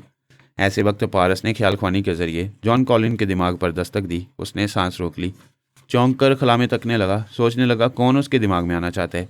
पारस ने आलाकार अफसर के ज़रिए उसे चौंकते हुए देखा तो मज़ीद तस्दीक हो गई कि वही जॉन कॉलिन है। उसने एक लम्हा भी ज़ाया नहीं किया, अपने आलाकार अफसर के दिमाग पर पूरी तरह कब्जा जमाया। उसके हॉलिस्टर से रिवॉल्वर निकाला, गोली चला दी। जॉन कॉलिन चीख मारता हुआ फर्श पर गिर पड़ा। उसकी एक रान में गोली पेवस्त हो गई थी। दूसरे सिक्योरिटी अफसरान और गार्ड्स ने उस आलाकार अफसर को गिरफ्तार कर लिया। जॉन कॉलिन को फौरी तिब्बी इमदाद पहुंचाने के लिए एक स्ट्रेचर पर डालकर वहां से ले जाया गया। इजलास में थोड़ी देर के लिए हलचल पैदा हुई, फिर दोबारा इजलास की कार्रवाई शुरू हो गई। पारस ने सोनिया के पास आकर कहा, मम्मा, जॉन कॉलिन अब ख्याल ख्वानी के काबिल नहीं रहा है। यहाँ उसके आलाकार उसके अगले हुक्म का इंतज़ार करते रह जाएंगे। बहरहाल आप पार्टी इंजॉय करें। वह मुस्कुरा कर बोली, मैं जानती थी तुम जॉन कॉलिन पर बिजली की तरह गिरोगे। थैंक यू माई सन। पारस ने जॉन कॉलिन के अंदर आकर देखा। उसे ऑपरेशन थिएटर में ले जाया जा रहा था। वह तकलीफ़ की शिद्दत से तड़प रहा था। पारस ने पूछा, हेलो जॉन कॉलिन, तेहरान का सफ़र नहीं करोगे? वो परेशान होकर बोला, तुम? पारस, तुम मेरे अंदर पहुंच गए। नहीं, यहाँ से जाओ, चले जाओ। तुम चाहते थे मेरी माँ आज रात का खाना ना खाए, इस दुनिया छोड़ जाए। क्या तुमने मेरी मामा को अरे गहरे की माँ समझ लिया था?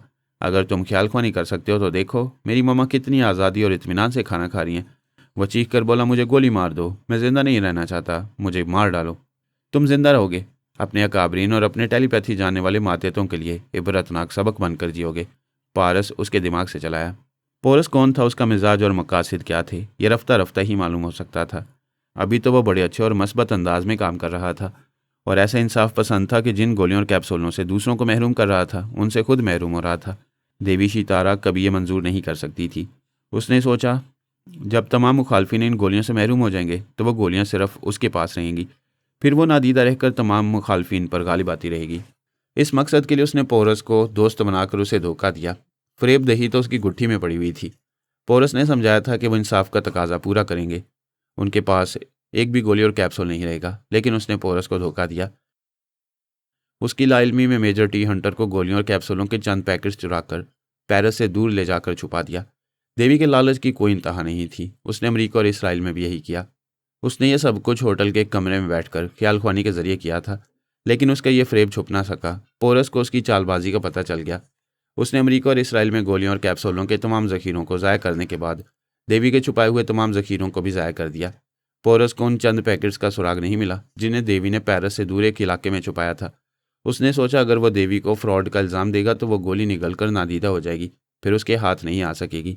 लिहाजा उस वक्त तक उसे दोस्ती रखी जाए जब तक कि वो उसकी छुपाई हुई तमाम गोलियों और कैप्सूलों को नकारा न बना दे। उसने देवी से ख्याल ख्वानी के जरिए कहा था कि वो आधी रात तक अमेरिका और इसराइल से वापस आएगा, और देवी ने कहा था कि वो इसी होटल के कमरे में उसका इंतज़ार करेगी। वो इंतज़ार कर रही थी। उसने चंद गोलियां और कैप्सूल अपने लिबास में छुपा कर रखे थे। एक गोली अपनी दाढ़ में दबा रखी थी ताकि अचानक ज़रूरत के वक्त नादीदा बन सके। बम्बई शहर में दोनों की दोस्ती हुई थी। देवी ने अपनी फितरत के मुताबिक इब्तदा ही में यह तय कर लिया कि पोरस की ज़ात से जितने फ़ायदे हासिल हो सकते हैं वह तमाम फ़ायदे हासिल करने के बाद उसे अपना ताबेदार बनाने की कोशिश करेगी। अगर वो काबू में नहीं आएगा तो उससे दूर हो जाएगी। पोरस अब तक गुमनाम रहकर तमाम टेलीपैथी जानने वालों के बारे में तफसीली मालूमात हासिल करता रहा था। देवी के बारे में भी जानता था कि वह आज तक किसी की नहीं हो सकी। उसने दूसरों से फ़ायदे हासिल किए और अपनी तरफ से हमेशा दूसरों को नुकसान पहुंचाती रही। इन मालूमात के पेश नज़र पोरस भी शुरू ही से मोहतात था। वो भी तय कर चुका था कि कभी देवी पर भरोसा नहीं करेगा। एतमाद के बगैर मोहब्बत कायम रहती है न दोस्ती। उन दोनों की दोस्ती की बुनियाद बेएतमादी पर थी। बहुत जल्द उनकी दोस्ती के गुब्बारे से हवा निकलने वाली थी। पोरस अपनी मालूमात के मुताबिक फ्रांस, रूस, अमेरिका और इसराइल के तमाम ज़ख़ीरे नाकारा बनाकर आधी रात के बाद पेरिस वापस आ गया। वो नादीदा बनकर आया था। देवी की लाइल्मी में मालूम करना चाहता था कि वो क्या कर रही है। वह तन्हाई में कभी ख्याल ख्वानी कर रही थी और कभी सैटेलाइट के प्रोग्राम देख रही थी।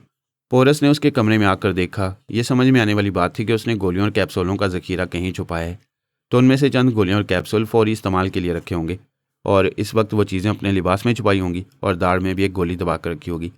वह थोड़ी देर तक देवी को देखता रहा और सोचता रहा। फिर फ्लाइंग कैप्सूल के जरिए वहाँ से इतनी दूर आया जहाँ स्प्रे की भी दवा असर न करे। उसने अपनी गोली और कैप्सूल को एक छोटी सी प्लास्टिक की थैली में लपेट कर एक पौधे की जड़ में छुपा दिया। फिर वहाँ से एक टैक्सी में बैठकर होटल में वापस आ गया। उसके पास स्प्रे करने वाली दवाओं के जो सिलेंडर थे वो खाली हो चुके थे। उसकी जेब में सिर्फ एक छोटा कैन रह गया था जिसमें वो दवा थी। उसने देवी के कमरे के दरवाजे पर आकर ख्याल ख्वानी के जरिए उसे मुखातिब किया। हेलो शीतारा, मैं होटल के करीब पहुंच रहा हूँ। चंद मिनटों में तुम्हारे सामने आ जाऊँगा। क्या तुम अपने कमरे में रहोगी? हाँ, मैं अब भी अपने कमरे में हूँ, बोर हो रही हूँ, जल्दी आओ। इस तरह उसने मालूम कर लिया कि वो कमरे में मौजूद है। उसने जेब से दवा का कैन निकाल कर उसकी स्प्रे नोज़ल दरवाजे के की होल से लगाई। फिर बटन को पुश करके कमरे के अंदर थोड़ा सा स्प्रे किया, लेकिन उस कैन को अपनी जेब में रख लिया।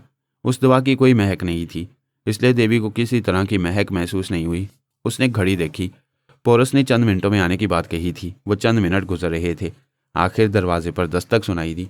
उसने बिस्तर से उठकर आईने के सामने अपने बाल और साड़ी दुरुस्त की, फिर दरवाज़ा खोला। वो मुस्कुराते हुए बोला, अंदर आ सकता हूँ? आ जाओ, मगर तुमने बहुत बोर किया है। तुम्हें इतना लंबा सफ़र करना था तो मुझे कह देते, मैं कहीं तफरीह के लिए चली जाती। तुमने खुद कहा था कि तुम्हारी कमर में दर्द है और तुम थक गई हो। ऐसी हालत में तुम तफरीह के लिए कहीं नहीं गई, यहाँ आराम करती रही। अच्छा किया। उस दवा के वो बड़े बड़े सिलेंडर क्या हुए?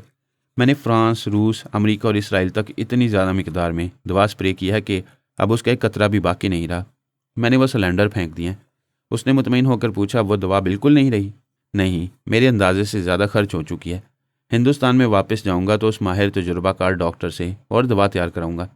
अब दवा तैयार कराने की क्या ज़रूरत है? जहाँ भी वो गोलियां और कैप्सूल थे वो सब नाकारा हो चुके हैं। हो सकता है कहीं ऐसे कुछ ज़ख़ीरे हों जो अभी तक मेरी नज़रों में ना आए हों। ये महज तुम्हारा शुबा है, वरना तुमने जितनी मेहनत की उसके नतीजे में तमाम ज़ख़ीरे ज़ाया हो चुके हैं। वो बोला, मैं टेलीपैथी की दुनिया की चालाक और मक्कार हस्तियों से अच्छी तरह वाकिफ़ हूँ।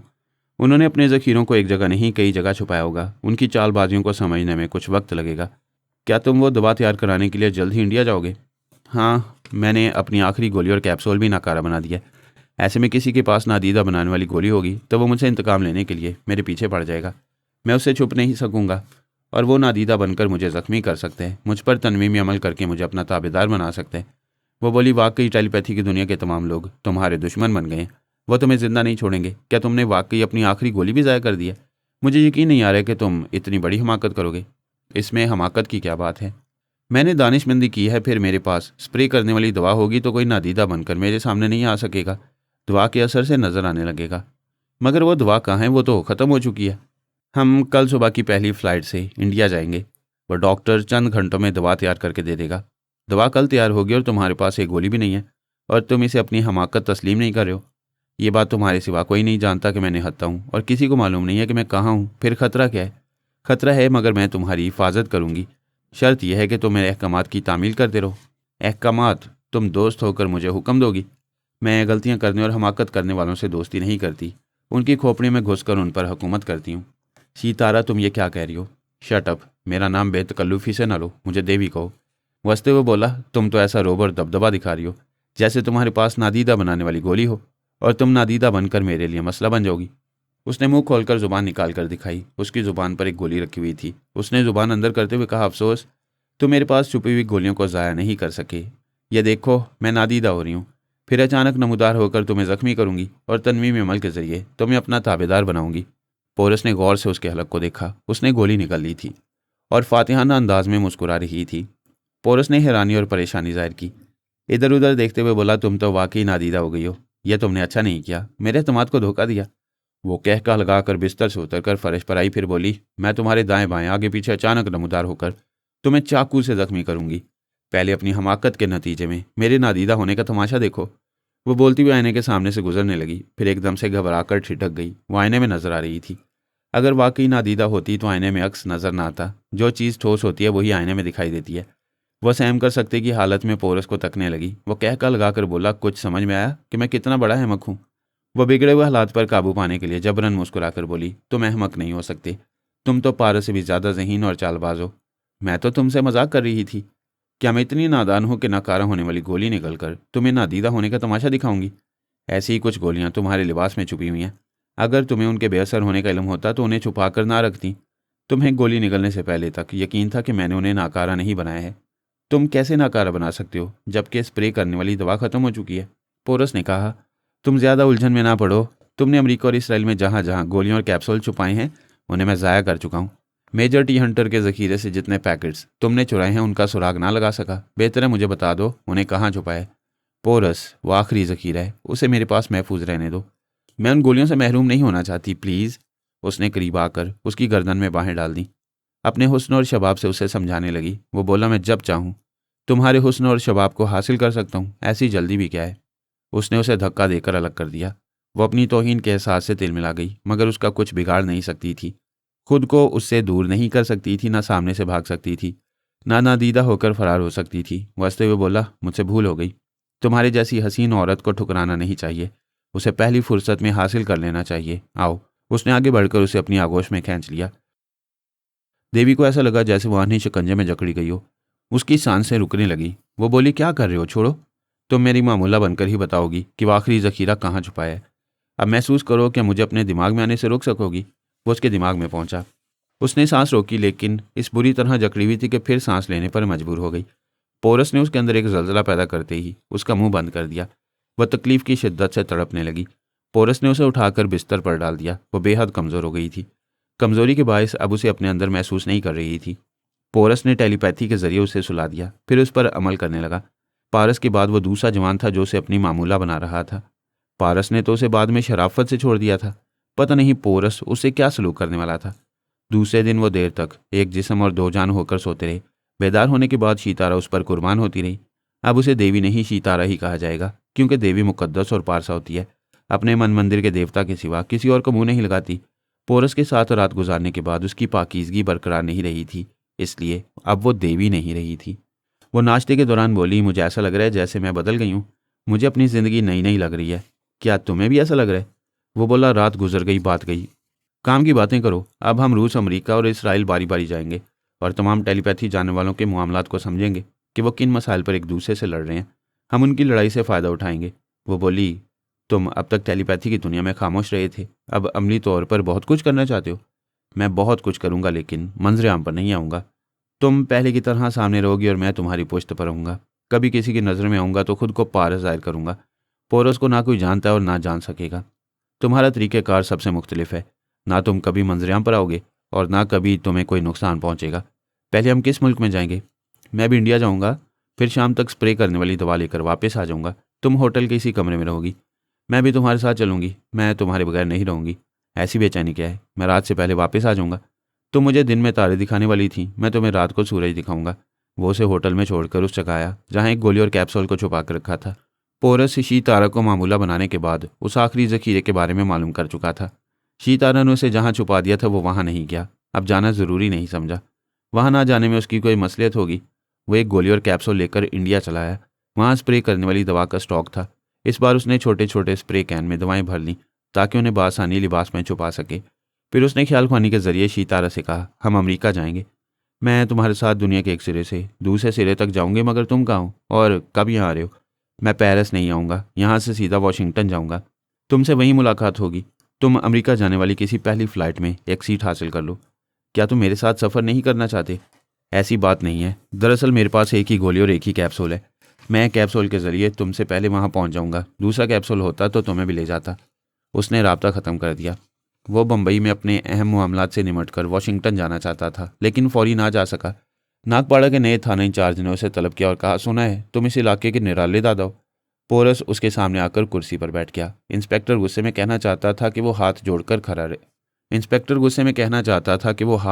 खड़ा रहे, लेकिन वो बार बार कोशिश के बावजूद ना कह सका। पोरस उसके सामने कुर्सी पर ही नहीं, उसके दिमाग में भी जमकर बैठा हुआ था। इंस्पेक्टर ने कहा, ठीक है बैठो, कोई बात नहीं, मगर मैं तुम जैसों को सर पर नहीं चढ़ाता। मेरे डंडे के नीचे आने वाला सारी जिंदगी मुझे झुक झुक कर सलाम करता होगा। आपको मुझसे क्या शिकायत है? मुझे रिपोर्ट मिली है कि तुम यहाँ किसी को दारू का अड्डा खोलने नहीं देते। कोई नशा करे और जुआ खेले तो उसकी पिटाई करते हो। क्या तुमने जनता सुधार का ठेका ले रखा है? शराब खाने और जुए के अड्डे बंद कराने की जिम्मेदारी पुलिस की है। तुम ये जिम्मेदारी पूरी नहीं करते, मैं करता हूँ। ये जो थाने ये कैसे चलते हैं? सरकार की दी हुई तनख्वाह तुम्हें पूरी नहीं पड़ती। शराब खानों और जुए के अड्डों से और बेगुनाहों के खिलाफ झूठे केस बनाकर उनसे रकम बटोरने से तुम्हें हजारों लाखों रुपए की आमदनी होती है। वो मेज़ पर हाथ मारकर बोला, बकवास मत करो। फिर वो अचानक नरम पड़ गया। माफ़ कीजिए पोरो साहब, मुझे ज़रा गुस्सा आ गया था। आप दुरुस्त कहते हैं। शहर में जुराइम फूलते फलते हैं, तभी पुलिस वालों की चांदी होती है। पोरस ने उसके दिमाग को आज़ाद छोड़ दिया। वो फिर मेज़ पर घूंसा मारकर बोला, मुझे पहले वाला इंस्पेक्टर ना समझना। मैं बहुत कड़क थानेदार हूँ। जिस इलाके में जाता हूँ वहाँ के गुंडे बदमाश मेरे जूतों में आकर घुस जाते हैं। तुम हो क्या चीज़? मैं अभी तुम्हें किसी भी केस में अंदर कर सकता हूँ। आसपास खड़े हुए मातहत अफसरान और सिपाही वगैरह हैरानी से नए इंस्पेक्टर को देख रहे थे। वो बातों के दौरान में अपनी वर्दी उतार रहा था। जब वो अपनी पतलून उतारने लगा तो मातहत अफसर ने आगे बढ़कर कहा, सर ये आप क्या कर रहे हैं? उसने पूछा, क्या कर रहा हूँ? आप पतलून उतारें हैं? तुम्हारी तो नहीं उतारा, दूर हटो। वो बेचारा दूर हट गया। उसने पूरी वर्दी उतारने के बाद पोरो से कहा, जो फ़राइज़ पुलिस वालों के हैं वो तुम अदा करो, लिहाजा मेरी ये वर्दी तुम पहन लो, मैं जा रहा हूँ। जब वो जाने लगा तो तमाम सिपाही और मातहतों ने मुंह फेर कर अपनी आंखें बंद कर लीं। वो अपने छोटे बच्चों को ऐसी हालत में नहीं देखते थे, फिर भला अपने नए अफसर को कैसे देखते? वो बाजार से गुजरने लगा तो औरतें मुंह छुपाने लगीं, मर्द छी छी थू थू करने लगे और बच्चे पत्थर मारने लगे। पोरस ने उसके दिमाग को आज़ाद छोड़ दिया। उसने चौंक कर अपने आप को देखा, फिर चीखे मारता हुआ दौड़ता हुआ थाने में वापस आ गया। पोरस वहां से जा चुका था। वर्दी मेज़ पर पड़ी हुई थी। वह जल्दी जल्दी से पहनते हुए बोला, अच्छा हुआ वो चला गया, आइंदा उसे थाने में कदम न रखने देना।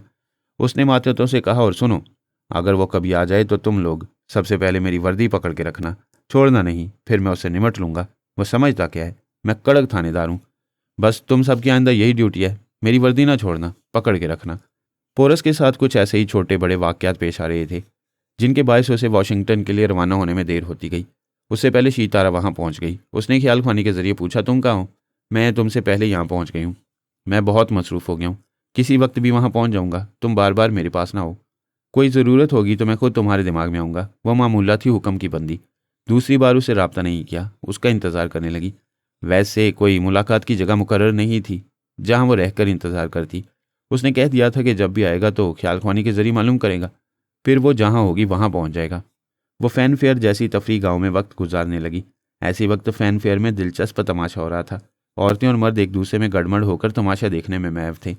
ऐसे वक्त में पारस ने जानी पहचानी जिस्मानी महक को महसूस किया। उसके सूंघने की हिस्स कुदरती तौर पर कुछ यूँ थी कि जिसके साथ वक्त गुजार लेता उसके जिस्म की मखसूस बू से आशना हो जाता। इस भीड़ में उसने अपने बिल्कुल करीब शी तारा की बू महसूस की। वह नीम तारीकी थी, इसलिए पारस ने किसी को तवज्जो से नहीं देखा। अब देखा तो उसे शी तारा नजर आई।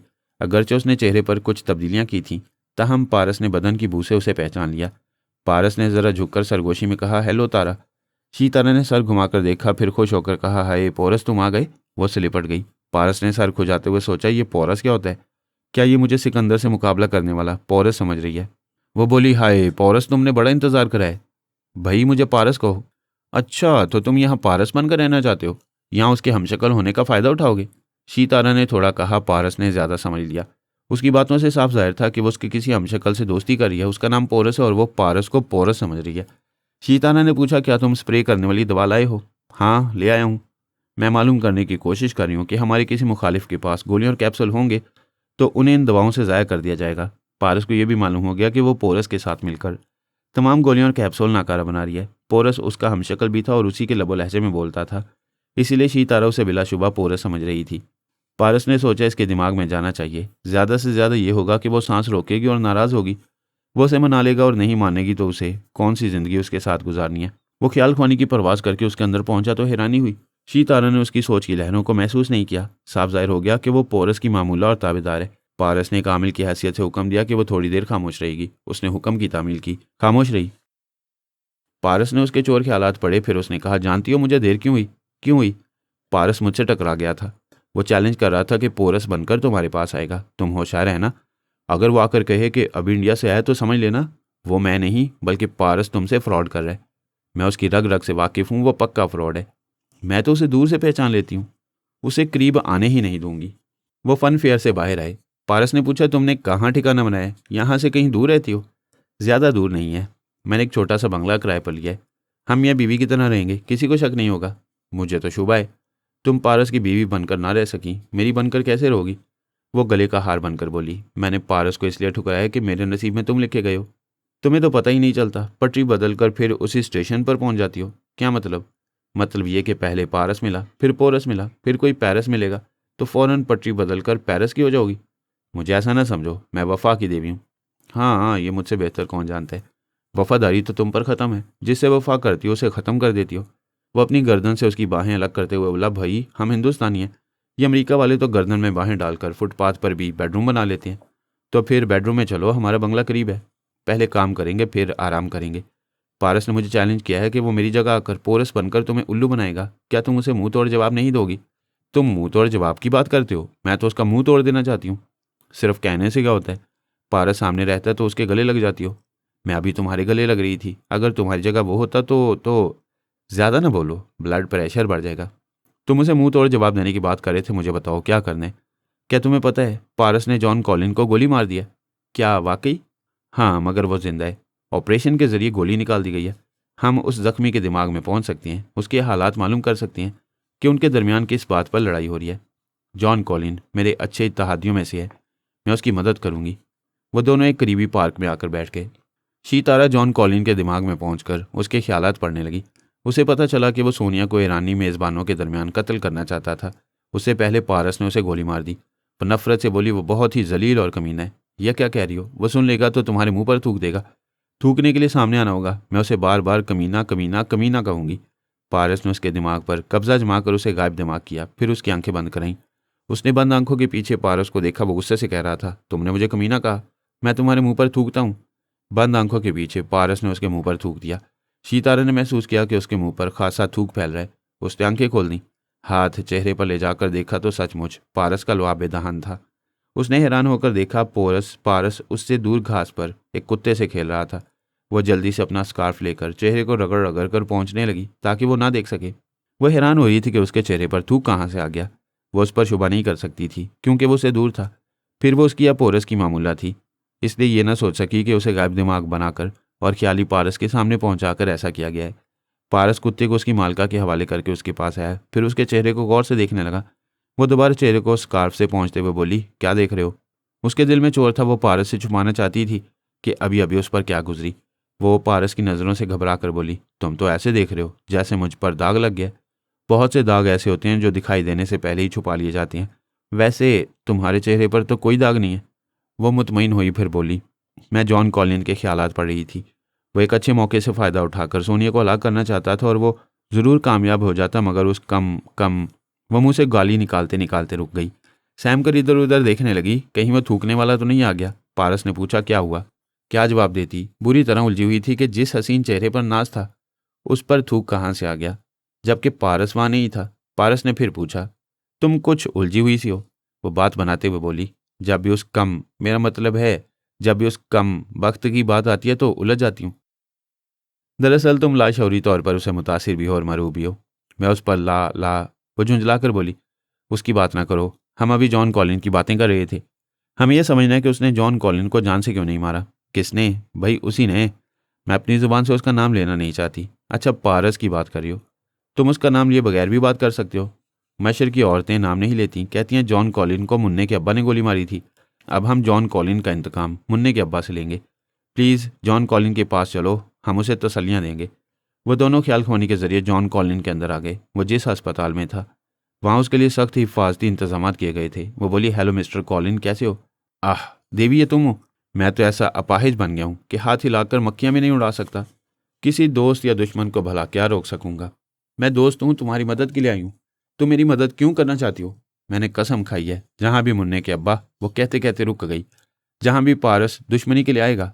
पारस ने उसके दिमाग में कहा, नाम ना लो, निकाह टूट जाएगा।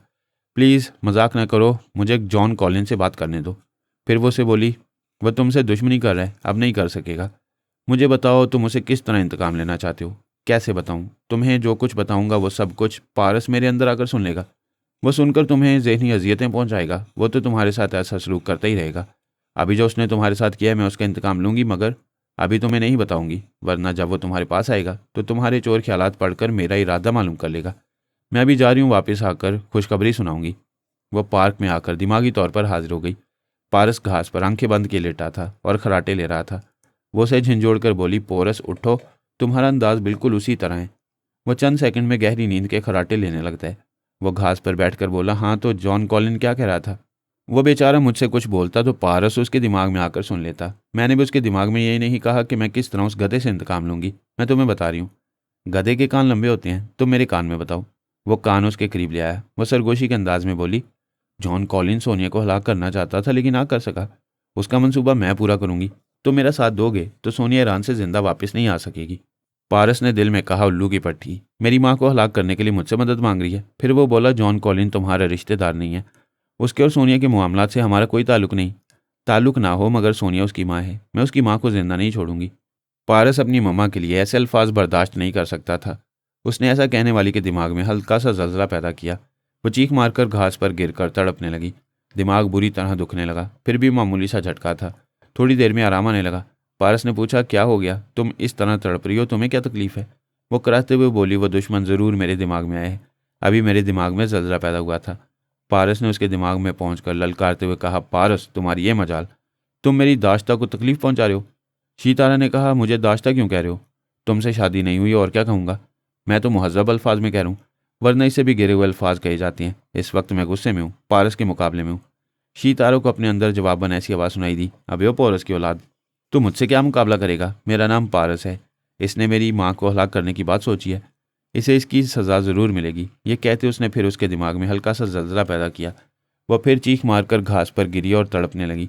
पारस ने उसका सर सहलाते हुए कहा, आह, दाश्ता बेगम के साथ कितना जुल्म हो रहा है। मेरा नाम पोरस है, मैं तुम्हारे दुश्मन पारस को जिंदा नहीं छोड़ूंगा। फिर उसने उसके दिमाग में आकर कहा, यह तुम्हारा पोरस सिर्फ तुम्हारा सर सहलाता रहेगा, मैं तुम्हें अपनी माँ की तरफ जाने के काबिल नहीं छोड़ूंगा। यह कहकर उसने फिर जलजला पैदा किया। पहले दो जलजले बहुत थे, वो दिमागी तकलीफ से कमज़ोर हो गई। तीसरा जलजला बर्दाश्त ना कर सकी और बेहोश हो गई। पारस वहां से उठकर चला गया। थोड़ी देर बाद पार्क में घूमने वालों ने उस पर तवज्जो दी। उसे बेहोश पाकर एम्बुलेंस बुलाई, फिर उसे अस्पताल पहुंचा दिया। तकरीबन 1 घंटे बाद उसने आंखें खोलीं तो खुद को अस्पताल में पाया। वो कमरे में तनहा थी। उसे पोरस नजर नहीं आया। उसका दिमाग अभी ख्याल खोने के काबिल नहीं था। वो उसे टेलीपैथी के जरिए नहीं बुला सकती थी। कमरे में किसी के आने का इंतजार करने लगी। थोड़ी देर बाद उसे अपने दिमाग में आवाज़ सुनाई दी, हेलो शीतारा, तुम अस्पताल कैसे पहुंच गई? पोरस, तुम तो जानते हो पार्क में तुम्हारे सामने मेरे साथ क्या होता रहा। क्या होता रहा? मैं कैसे जान सकता हूँ? मैं अभी इंडिया से आया हूँ। क्या कह रहे हो? मेरे साथ कई घंटों तक फन फेयर और पार्क में रहे और कह रहे हो कि अब इंडिया से आ रहा हूँ। क्या मैं तुम्हारे साथ कई घंटों तक रहा? इसका मतलब है पारस तुम्हारे करीब पहुंच चुका है और तुम्हें धोखा दे रहा है। वो जिस्मानी तौर पर मेरे करीब नहीं आया। उस दुश्मन ने मेरे दिमाग के अंदर आकर जलजला पैदा किया था। मेरी हालत देखो, उसने मुझे अस्पताल पहुंचा दिया है। तुम मेरे पास थे, मेरा सर सहला रहे थे। ओ गॉड, पारस ने अपना शैतानी चक्कर शुरू कर दिया है। मैं यहाँ उसका हमशक्ल होने का फ़ायदा उठाने के लिए आया हूँ। उससे पहले वो हमशक्ल होने का नुकसान तुम्हें पहुंचा चुका है। क्या तुम ये कहना चाहते हो कि पारस जिस्मानी तौर पर पारस था और खुद को पोरस कह रहा था? हाँ, वो कई घंटों तक तुम्हें बेवकूफ़ बनाता रहा और तुम बनती रही। हे भगवान, वो शैतान मेरे नसीब में क्यों लिखा हुआ है? मैं जहाँ जाती हूँ वहाँ पहुँच जाता है। सुनो पोरस, मैं तुम्हारी वजह से कमज़ोर बन गई हूँ। अगर गोलियां और कैप्सूल होते तो वो मेरे करीब ना आता, क्योंकि मैं नादीदा बनी रहती। फिर भी तुम जिस्मानी तौर पर उसके करीब पहुंच जाती। वो खुद को पोरस कहता तो उस वक्त भी तुम उसके झांसे में आ जाती। बड़ी ही मुश्किल है। वो तो आइंदा भी अज़ाबे जान बना रहेगा। फिक्र न करो, मैं कुछ ऐसी तदबीर करूंगा कि वो तुम्हारे दिमाग में नहीं आ सकेगा। मैं अपनी ऐसी शनाख्त बताऊंगा कि वो तुम्हें धोखा देने के लिए पोरस नहीं बन सकेगा। तुम पारस का किस्सा ख़त्म क्यों नहीं कर देते? उससे मेरी ऐसी दुश्मनी नहीं है कि उसकी जान ले लूँ। उसने तुम्हारी शीत आरा को अस्पताल पहुंचा दिया और तुम कहते हो उसे दुश्मनी नहीं है। क्या तुम उसे कमतर और कमज़ोर हो? आने वाला वक्त बताएगा कि मैं किसी से कमतर और कमज़ोर नहीं हूँ। भगवान ना करे वो वक्त आए कि कभी पारस और उसके बाप से टकराओ। अगर ऐसा हुआ तो फिर दुनिया देखेगी कि फरहाद अली तैमूर जैसे पहाड़ के सामने पोरस जैसा पहाड़ आ गया। इस पहाड़ को फरहाद की पूरी फैमिली काट नहीं सकेगी, लेकिन क्या? यही कि उस फैमिली से मेरी कोई दुश्मनी नहीं है। मैं तुम्हें पारस से महफूज रखने की तदबीर करूंगा, मगर उससे जंग नहीं करूंगा। मेरी तरफ से कभी दुश्मनी की इब्तदा नहीं होगी। फिर अमेरिका क्यों आए हो? उनसे तुम्हारी क्या दुश्मनी है? रूस, अमेरिका और इसराइल सुपर पावर कहलाने के लिए दुश्मनी ना हो तब भी दुश्मनी की राहें खोलते हैं। हमारे देश के नेता भी कभी रूस और कभी अमेरिका की जी हजूरी करते हैं। मैं अपने भारत को उन बड़े ममालिक की सतह पर लाऊंगा और इसके लिए मेरी उनसे खुली जंग होगी। मैं इस जंग में तुम्हारा साथ दूंगी। तुम मुझे पारस से निजात दिलाओ। तुम्हें उससे निजात मिलेगी, लेकिन तुम्हें अपने देश से ज़्यादा अपनी ज़ात से मोहब्बत है। तुम आज तक खुद को सबसे बरतर रखने के लिए जद्दोजहद करती नहीं। तुम मेरे साथ भारत को सुपर पावर बनाने की जंग नहीं लड़ सकोगी, और मैं इस सिलसिले में तुम्हारे किसी का मोहताज नहीं हूँ। शीतारा ने उसे ताना दिया, तुम पारस के मोहताज हो, उसके हमशक्ल होने का फ़ायदा उठाने आए हो। तुम यहाँ मुखालफाना कार्रवाइयाँ करोगे तो क्या ये पारस से दुश्मनी नहीं होगी? होगी, मगर कोई जानलेवा दुश्मनी नहीं होगी जैसा तुम चाहती हो। दुश्मनी पहले मामूली होती है, फिर रफ्ता रफ्ता खतरनाक सूरत हाल इख्तियार कर लेती है। तुम्हारे और पारस के दरमियान भी दुश्मनी रफ्ता रफ्ता बढ़ेगी, फिर वही होगा जो आज मैं चाहती हूँ। बात की बातें बाद में होंगी, अभी मैं तुम्हें पारस से निजात दिलाऊंगा। वो उसे निजात दिलाने की तदबीर करने लगा। चंद अमरीकी हुकाम और फौज के आला अफसरान ने एक खुफिया मीटिंग में फैसला किया कि जॉन कॉलिन को रिटायर कर दिया जाए और उसकी जगह दूसरे ज़हीन और तेज़ तर्रार टेलीपैथी जाने वाले को लाया जाए। उन्होंने मुतफ़िक़ा तौर पर एक ऐसे टेलीपैथी जाने वाले शख्स को जॉन कॉलिन का ओहदा दिया जो मक्कार, चालबाज और नहायत ही बेरहम था। ऐसा बेरहम जल्लाद था कि अपने हल्के में मैन किलर कहलाता था। मैन किलर ने अमरीकी टेलीपैथी जानने वालों के लीडर का ओहदा संभालते ही अपने मातिहतों को हुक्म दिया, जितनी जल्दी हो सके पारस का सुराग लगाओ। मुझे सिर्फ इतना बता दो वो कहाँ है और किस भेस में है, फिर मैं उससे निमट लूँगा। ये मालूम था कि पारस इसी शहर में है। मैन किलर के तमाम मातिहत उसे तलाश करने लगे। हर मातिहत के पास उसकी तस्वीर थी। वो हर जगह जाकर उसकी तस्वीर दिखाकर पूछते थे, क्या इस जवान को कहीं देखा है? एक अस्पताल के इंचार्ज ने कहा, हाँ, ये जवान यहाँ आता है। स्पेशल वार्ड के कमरा नंबर 211 में एक हसीन औरत बीमार है, उससे मिलने आता है। कमरा नंबर 211 में शीतारा थी। अस्पताल में उसका दूसरा दिन था। पोरस ने मशवरा दिया था कि जब तक तवानाई बहाल ना हो उसे अस्पताल में रहना चाहिए। मैन किलर के कई मातिहत अस्पताल के उस कमरे में पहुंचे तो उन्हें शीतारा के पास बैठा हुआ पोरस मिल गया। वो लोग किसी पोरस को नहीं जानते थे, वो उनके लिए पारस था। उन्होंने शीतारा को नहीं पहचाना, वो अपने असली चेहरे के साथ नहीं थी। उन्होंने अचानक कमरे में घुसकर उसे चारों तरफ से घेर लिया। उसने परेशान होकर देखा, हर एक ने उसे गन पॉइंट पर रखा हुआ था। वो फरार होने की कोशिश करता तो उसे गोली मार दी जाती। उसने ऐसी कोई हमाकत नहीं की। उसे हथकड़ी पहना दी गई। शीतारा ने परेशान होकर कहा, तुम लोग इसे क्यों गिरफ्तार कर रहे हो? इसका जुर्म क्या है? एक ने कहा, यह अमेरिका का सबसे बड़ा दुश्मन पारस है। वो बोली, ये पारस नहीं पोरस है। तुम इसकी सूरत से धोखा खा रहे हो। ये पारस कम शक्ल है। ये पारस है या नहीं, इसका फैसला हमारे सीनियर अफसरान करेंगे। मैन किलर अपने एक मातियत के दिमाग में रहकर पोरस को गिरफ्तार करने वाली कार्रवाई देख रहा था। उसने सोचा, जिस औरत से मिलने पारस अस्पताल आता है वो कोई मामूली औरत नहीं होगी। इसकी असलियत मालूम करनी चाहिए। वो शीतारा के दिमाग में पहुंचा तो उसके ख्यालात पढ़कर हैरान रह गया। उसे यकीन नहीं आया कि देवी जैसी सरकश और मगरूर औरत इतनी आसानी से आ रही है। उसने दोबारा उसके ख्यालात पढ़े, फिर उसके देवी शीतारा होने का यकीन आया। उसने खुश होकर सोच के जरिए कहा, हेलो देवी जी, मैं कभी सोच में नहीं सकता था कि एक बड़ा ओहदा संभालते ही तुम और पारस बैक वक्त मेरी गिरफ्त में आ जाओगे। आज मुझ जैसा खुश नसीब कोई नहीं है। शीतारा ने परेशान होकर कहा, पोरस, अपनी हमाकत का नतीजा देख लो। आज हमारे पास गोलियां होती तो क्या ये लोग हमें गिरफ्तार कर सकते? मैन किलर ने शीतारा से कहा, तुम इसे बार बार पोरस क्यों कह रही हो? क्या नाम बदलने से हम मान लेंगे कि यह पारस नहीं है? वो बोली, वाकई ये पारस नहीं है और पोरस। तुम खामोश क्यों हो? इन्हें बताते क्यों नहीं कि तुम पोरस हो? वो बोला, जब मैं पोरस नहीं हूँ तो कैसे खुद को पोरस कह दूँ? वो हैरानी से बोली, ये तुम क्या कह रहे हो? वही कह रहा हूँ जो तुम सुन रही हो। मैंने आज तक पोरस नाम में किसी हमशक्ल को नहीं देखा। मैं पारस हूँ। वो गुस्से से बोली, क्या तुम पोरस बनकर मुझे धोखा देती रहो? मैं धोखा क्यों दूंगा? तुम खुद ही धोखा खाती हो। वो एक गहरी सांस लेकर बोली, फिर तो अच्छा हुआ, मुझे फ़रेब देते देते तुम खुद भी गिरफ्तार हो गए हो। मैन किलर शीतारा के दिमाग में था। वो सोच के जरिए बोली, मैं नहीं जानती थी कि ये पारस है। अपने एक साथी समझकर इसकी हमायत कर रही थी। तुम जॉन कॉलिन की जगह आए और आते ही पारस जैसे चालबाज को गिरफ्तार करने का एजाज़ हासिल कर रहे हो। मैं बहुत खुश हूँ। इसे मेरी नज़रों से दूर ले जाओ। मैन किलर ने कहा, देवी जी, सिर्फ पारस ही नहीं, तुम भी कैदी बनकर चली जाओ। मैं अपनी मौजूदा पोजीशन को समझ रही हूँ। इसमें शुबा नहीं कि तुम दानिशमंद हो। मैं चाहती हूँ मज़ीद दानिशमंदी से काम लो। मुझे कैदी बनाकर अपने अकाबरीन के सामने पेश ना करो। मुझसे एक खुफिया समझौता कर लो। तुम क्या समझौता करना चाहती हो? मैं तुम्हारी दोस्त और वफादार बनकर रहूँगी। मैंने माजी में कैसे कैसे कारनामे अंजाम दिए और किस तरह अपना रोब और दबदबा कायम करती रही हूँ, ये तुम्हें अच्छी तरह मालूम होगा। अगर मैं तुम्हारी मुआविन बनकर खुफिया तौर से तुम्हारे हर मिशन में शरीक रहूँगी तो कामयाबी तुम्हारे कदम चूमती रहेगी। तुम्हारी बात दिल को लग रही है। यूं भी हसीन औरत दिल को लगती है।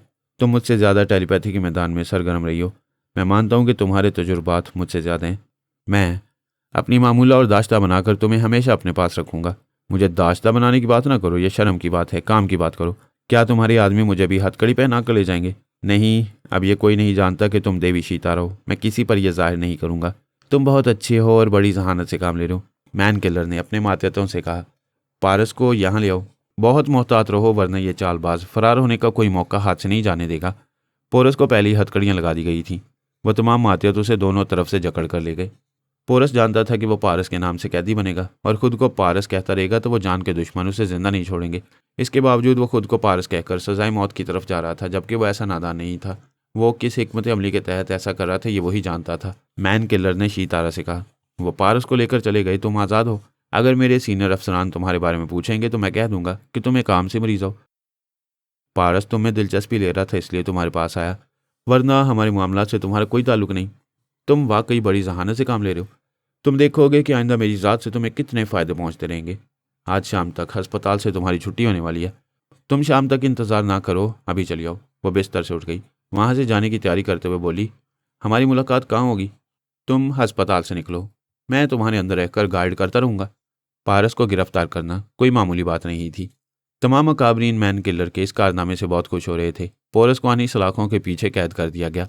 इतना सख्त पहरा लगाया गया था कि कोई बड़ा हाकिम या बड़ा अफसर भी आकर उससे नहीं मिल सकता था। किसी को उससे बात करने की भी इजाज़त नहीं थी। अकाबरीन पूछ रहे थे कि मैन किलर इतना बड़ा कारनामा अंजाम देकर कहाँ चला गया। एक मातियत ने कहा, वो पारस के सिलसिले में ही दूसरी जगह मसरूफ़ हैं, जल्दी आएंगे। वो शीतारा को अपनी खुफिया रिहाशगाह में बुलाकर कह रहा था, तुम अभी कमज़ोर हो, थकी हुई हो, आराम करो। वो बिस्तर पर लेट गई। चूंकि दिमाग कमज़ोर था इसलिए उसे अपने अंदर आने से रोक नहीं सकती थी। उसने टेलीपैथी के जरिए उसे सुला दिया, फिर उस पर तनवीमी अमल करने लगा। उस देवी कहलाने वाली शीतारा के मुकद्दर में गोया लिख दिया गया था कि जहाँ जाएगी, जिसके पास पहुँचेगी, उसकी मामूला और दाश्ता बनकर रह जाएगी। इंसान जब अपने अमाल की सज़ा पाता है तो ये नहीं समझ पाता कि अपनी बदअमालियों की सज़ा पा रहा है। शीतारा भी यही समझ रही थी कि वो सज़ा नहीं पा रही है, बल्कि बड़ी चालाकी से मैन किलर को फांस रही है। ऐसी चालाकी उसने पारस के साथ भी की थी, पोरस के साथ भी की थी, और ऐसी ही चाल चलने के लिए मैन किलर के पास भी आई, मगर हमेशा की तरह मामूला बन रही थी। मैन किलर ने उसे तनवीमी नींद सोने के लिए छोड़ दिया। अब वो उसकी खुफिया रिहाशगाह से कहीं बाहर नहीं जा सकती थी। उसने अपने अकाबरीन के सामने हाजिर होकर कहा, मैं अब तक मुख्तलिफ ज़राए से यह तस्दीक कर रहा था कि जिसे मैंने गिरफ्तार किया है वो वाकई पारस है या नहीं। एक हाकिम ने पूछा, क्या तस्दीक हो गई? उसे तो शीतारा के बयान से ही मालूम हो गया था और खुद पारस ने भी एतराफ़ किया था। इससे ज़्यादा और क्या तस्दीक होती? उसके हाकिम ने कहा, जी हाँ, वो किसी शक व शुबे के बगैर पारस है। फौज के एक आला अफसर ने पूछा, तुम्हारे ख्याल में अब हमारा अगला कदम क्या होना चाहिए? पारस सोनिया की बहुत बड़ी कमज़ोरी है। उसे यरगमाल बनाकर हम सोनिया पर दबाव डालेंगे कि वो पारस की रिहाई चाहती है तो ईरान से चली जाए। एक अफसर ने कहा, पारस हमारा बहुत बड़ा शिकार है और तुम सोनिया से एक मामूली सी शर्त मनवा कर उसे रिहा करना चाहते हो। मैन किलर ने कहा, आप पहले मेरी पूरी प्लानिंग सुन लें। ठीक है, आगे बोलो। सोनिया को हलाक करने की एक कोशिश नाकाम हो चुकी है, लेकिन मैं अपनी कोशिश में नाकाम नहीं रहूँगा। तुम्हें कामयाबी का यकीन कैसे है? ऐसे है कि सोनिया से बहुत मामूली शर्त मनवाऊंगा। उसे ईरान छोड़ने के लिए सिर्फ 2 घंटे की मोहलत दूंगा। वो अपने बेटे की खातिर 2 घंटे के अंदर किसी खसूसी त्यारे से जाएगी। इस तरह सही मालूमात रहेगी कि उस खसूसी त्यारे से जाने वाली सोनिया ही है। फिर उसे गोलियों से छलनी करते वक्त हम कोई धोखा नहीं खाएंगे। सोनिया बहुत मक्कार है, वो अपनी किसी डमी को उस खसूसी त्यारे में भेज सकती है। इस बार वो मक्कारी नहीं दिखा सकेगी। पारस की रिहाई के लिए मेरी दूसरी शर्त यह होगी कि मैं मुसलसल उसके दिमाग में मौजूद रहूंगा और यकीन करता रहूंगा कि वो सोनिया है। मुझे इस सिलसिले में ज़रा भी शुबा होगा तो फिर पारस को रिहा नहीं किया जाएगा, उसे दूसरी दुनिया में पहुंचा दिया जाएगा। एक आल अफसर ने कहा, बेशक इस तरह हम धोखा नहीं खाएंगे। तुमने बड़ी ठोस प्लानिंग की है, इस पर फ़ौरन अमल करो। तमाम अकाबरीन ने भी इत्मीनान का इजहार किया। मैन किलर ने अपने हकमातियत को पारस के पास कैद खाने में भेजा। फिर उसके ज़रिए बोला, पारस, क्या तुम समझते हो कि इस कैद से निकल सकोगे? क्या तुम्हारे माँ बाप हम पर किसी तरह का दबाव डालकर तुम्हें रिहा करा सकेंगे? मैं ऐसा कुछ नहीं सोच रहा हूँ। अलबत्ता ये चाहता हूँ कि दानिशमंदी से कोई समझौता हो जाए और समझौते के नतीजे में मुझे रिहाई मिल जाए। तुम मेरे दिल की बात कह रहे हो। मैं एक मामूली सी शर्त मनवा कर तुम्हें रिहा कर सकता हूँ। वह शर्त क्या है? हम नहीं चाहते कि मैडम सोनिया ईरान में रहें। हमारी सिर्फ इतनी सी बात मान लें कि वो मुल्क छोड़ दें। जैसे ही वो मुल्क छोड़ेंगी तुम्हें यहाँ से रिहाई मिल जाएगी। मेरा ख्याल है मेरी मम्मा ये शर्त मान लेंगी। तुम उनसे बात करो। बात तुम करोगे और मैडम को ये यकीन दिलाओगे कि तुम हमारी कैद में हो। इस तरह वो संजीदगी से अपना कोई फैसला सुनाएंगी। पोरस के लिए यह आजमाइशी मरहला था। उसे ख्याल ख्वानी के जरिए सोनिया के पास जाना था। जिंदगी में पहली बार सोनिया से बातें करनी थी। वो यही सोचकर पारस बनकर आया था कि कोई ऐसी चाल चलेगा जिसके नतीजे में ईरान और अमेरिका के दरमियान और दुश्मनी बढ़ जाए। सोनिया के लिए ऐसे मसाइल पैदा हो जाएं कि वह ईरान छोड़ने पर मजबूर हो जाए और अब वो सोनिया का कैदी बेटा बनकर उसे मजबूर कर सकता था। वो कोई ठोस मंसूबा बनाता तो बड़ी देर तक सोचता और समझता, और ये बात वो खूब समझ रहा था कि वो सोनिया को जिंदा नहीं जाने देंगे। वो जहाँ भी रुपोश है उसे बाहर निकलकर कम से कम एयरपोर्ट तक जाने पर मजबूर करेंगे। पोरस ने ख्याल ख्वानी की परवाज़ की। फिर सोनिया के अंदर पहुंचकर बोला, हेलो मम्मा, एक बुरी खबर है। सोनिया ने कहा, तुम बुरी खबर को भी हंसकर सुनाते हो। आज क्यों मायूस से लग रहे हो? मैं मायूस नहीं हूँ। ज़रा संजीदा इसलिए हूँ कि कभी अमरीकियों के शिकंजे में नहीं आना चाहता था, लेकिन आ गया हूँ। उन्होंने मुझे आहनी सलाखों के पीछे सख्त पहरे में रखा है। ये तो वाकई बुरी खबर है। दुश्मन क्या कहती हैं? वो मुझे कैदी बनाकर आप पर दबाव डालना और अपनी शर्त मनवाना चाहती हैं। उनकी शर्त क्या है? वो कहती हैं आप ईरान छोड़ेंगी तो ये मुझे छोड़ देंगे। तुमसे बड़ी भूल हो गई। कैसी भूल मम्मा? तुम आज तक बड़े बड़े ख़तरात से गुजरते रहे, बड़े बड़े मुसाइब में उलझते रहे, लेकिन तुमने और अली ने मुझे अपने पापा को आवाज़ नहीं दी। उन मुसाइब पर गालिब आने के बाद हमें इतला दी। अगर तुम कैद किए गए हो तो कौन सी क़यामत आ गई? ये हमारे लिए बुरी खबर हरगिज़ नहीं है। वह हिचकिचाते हुए बोला, हाँ, वो मैंने यूं ही बुरी खबर कह दिया था। मैं इस कैद से निकलने की तदबीर कर सकता हूँ, लेकिन समझौता हो जाए तो ख्वामखा की मार धाड़ या किसी खून खराबे के बगैर मुझे रिहाई मिल जाएगी। अपने बाप के दौर से आज तक की हिस्ट्री याद करो। हमने, तुमने और अली ने अपनी जान की अमान मांगने के लिए दुश्मनों से कभी समझौता नहीं किया, और तुम समझौता करने की बात करते हो। तुम्हें क्या हो गया है पारस? पोरस परेशान हो गया। वो पारस के बारे में हर तरह की मालूमात रखता था। इसके बावजूद ये बात उसके जहन से निकल गई थी कि पारस और अली खतरात से गुजरते वक्त अपने माँ बाप को नहीं पुकारते थे। कभी कभी तबरेज़ी साहब से मदद मांगते थे। वो सोनिया के सामने पारस बनकर मुसीबत में फंस गया।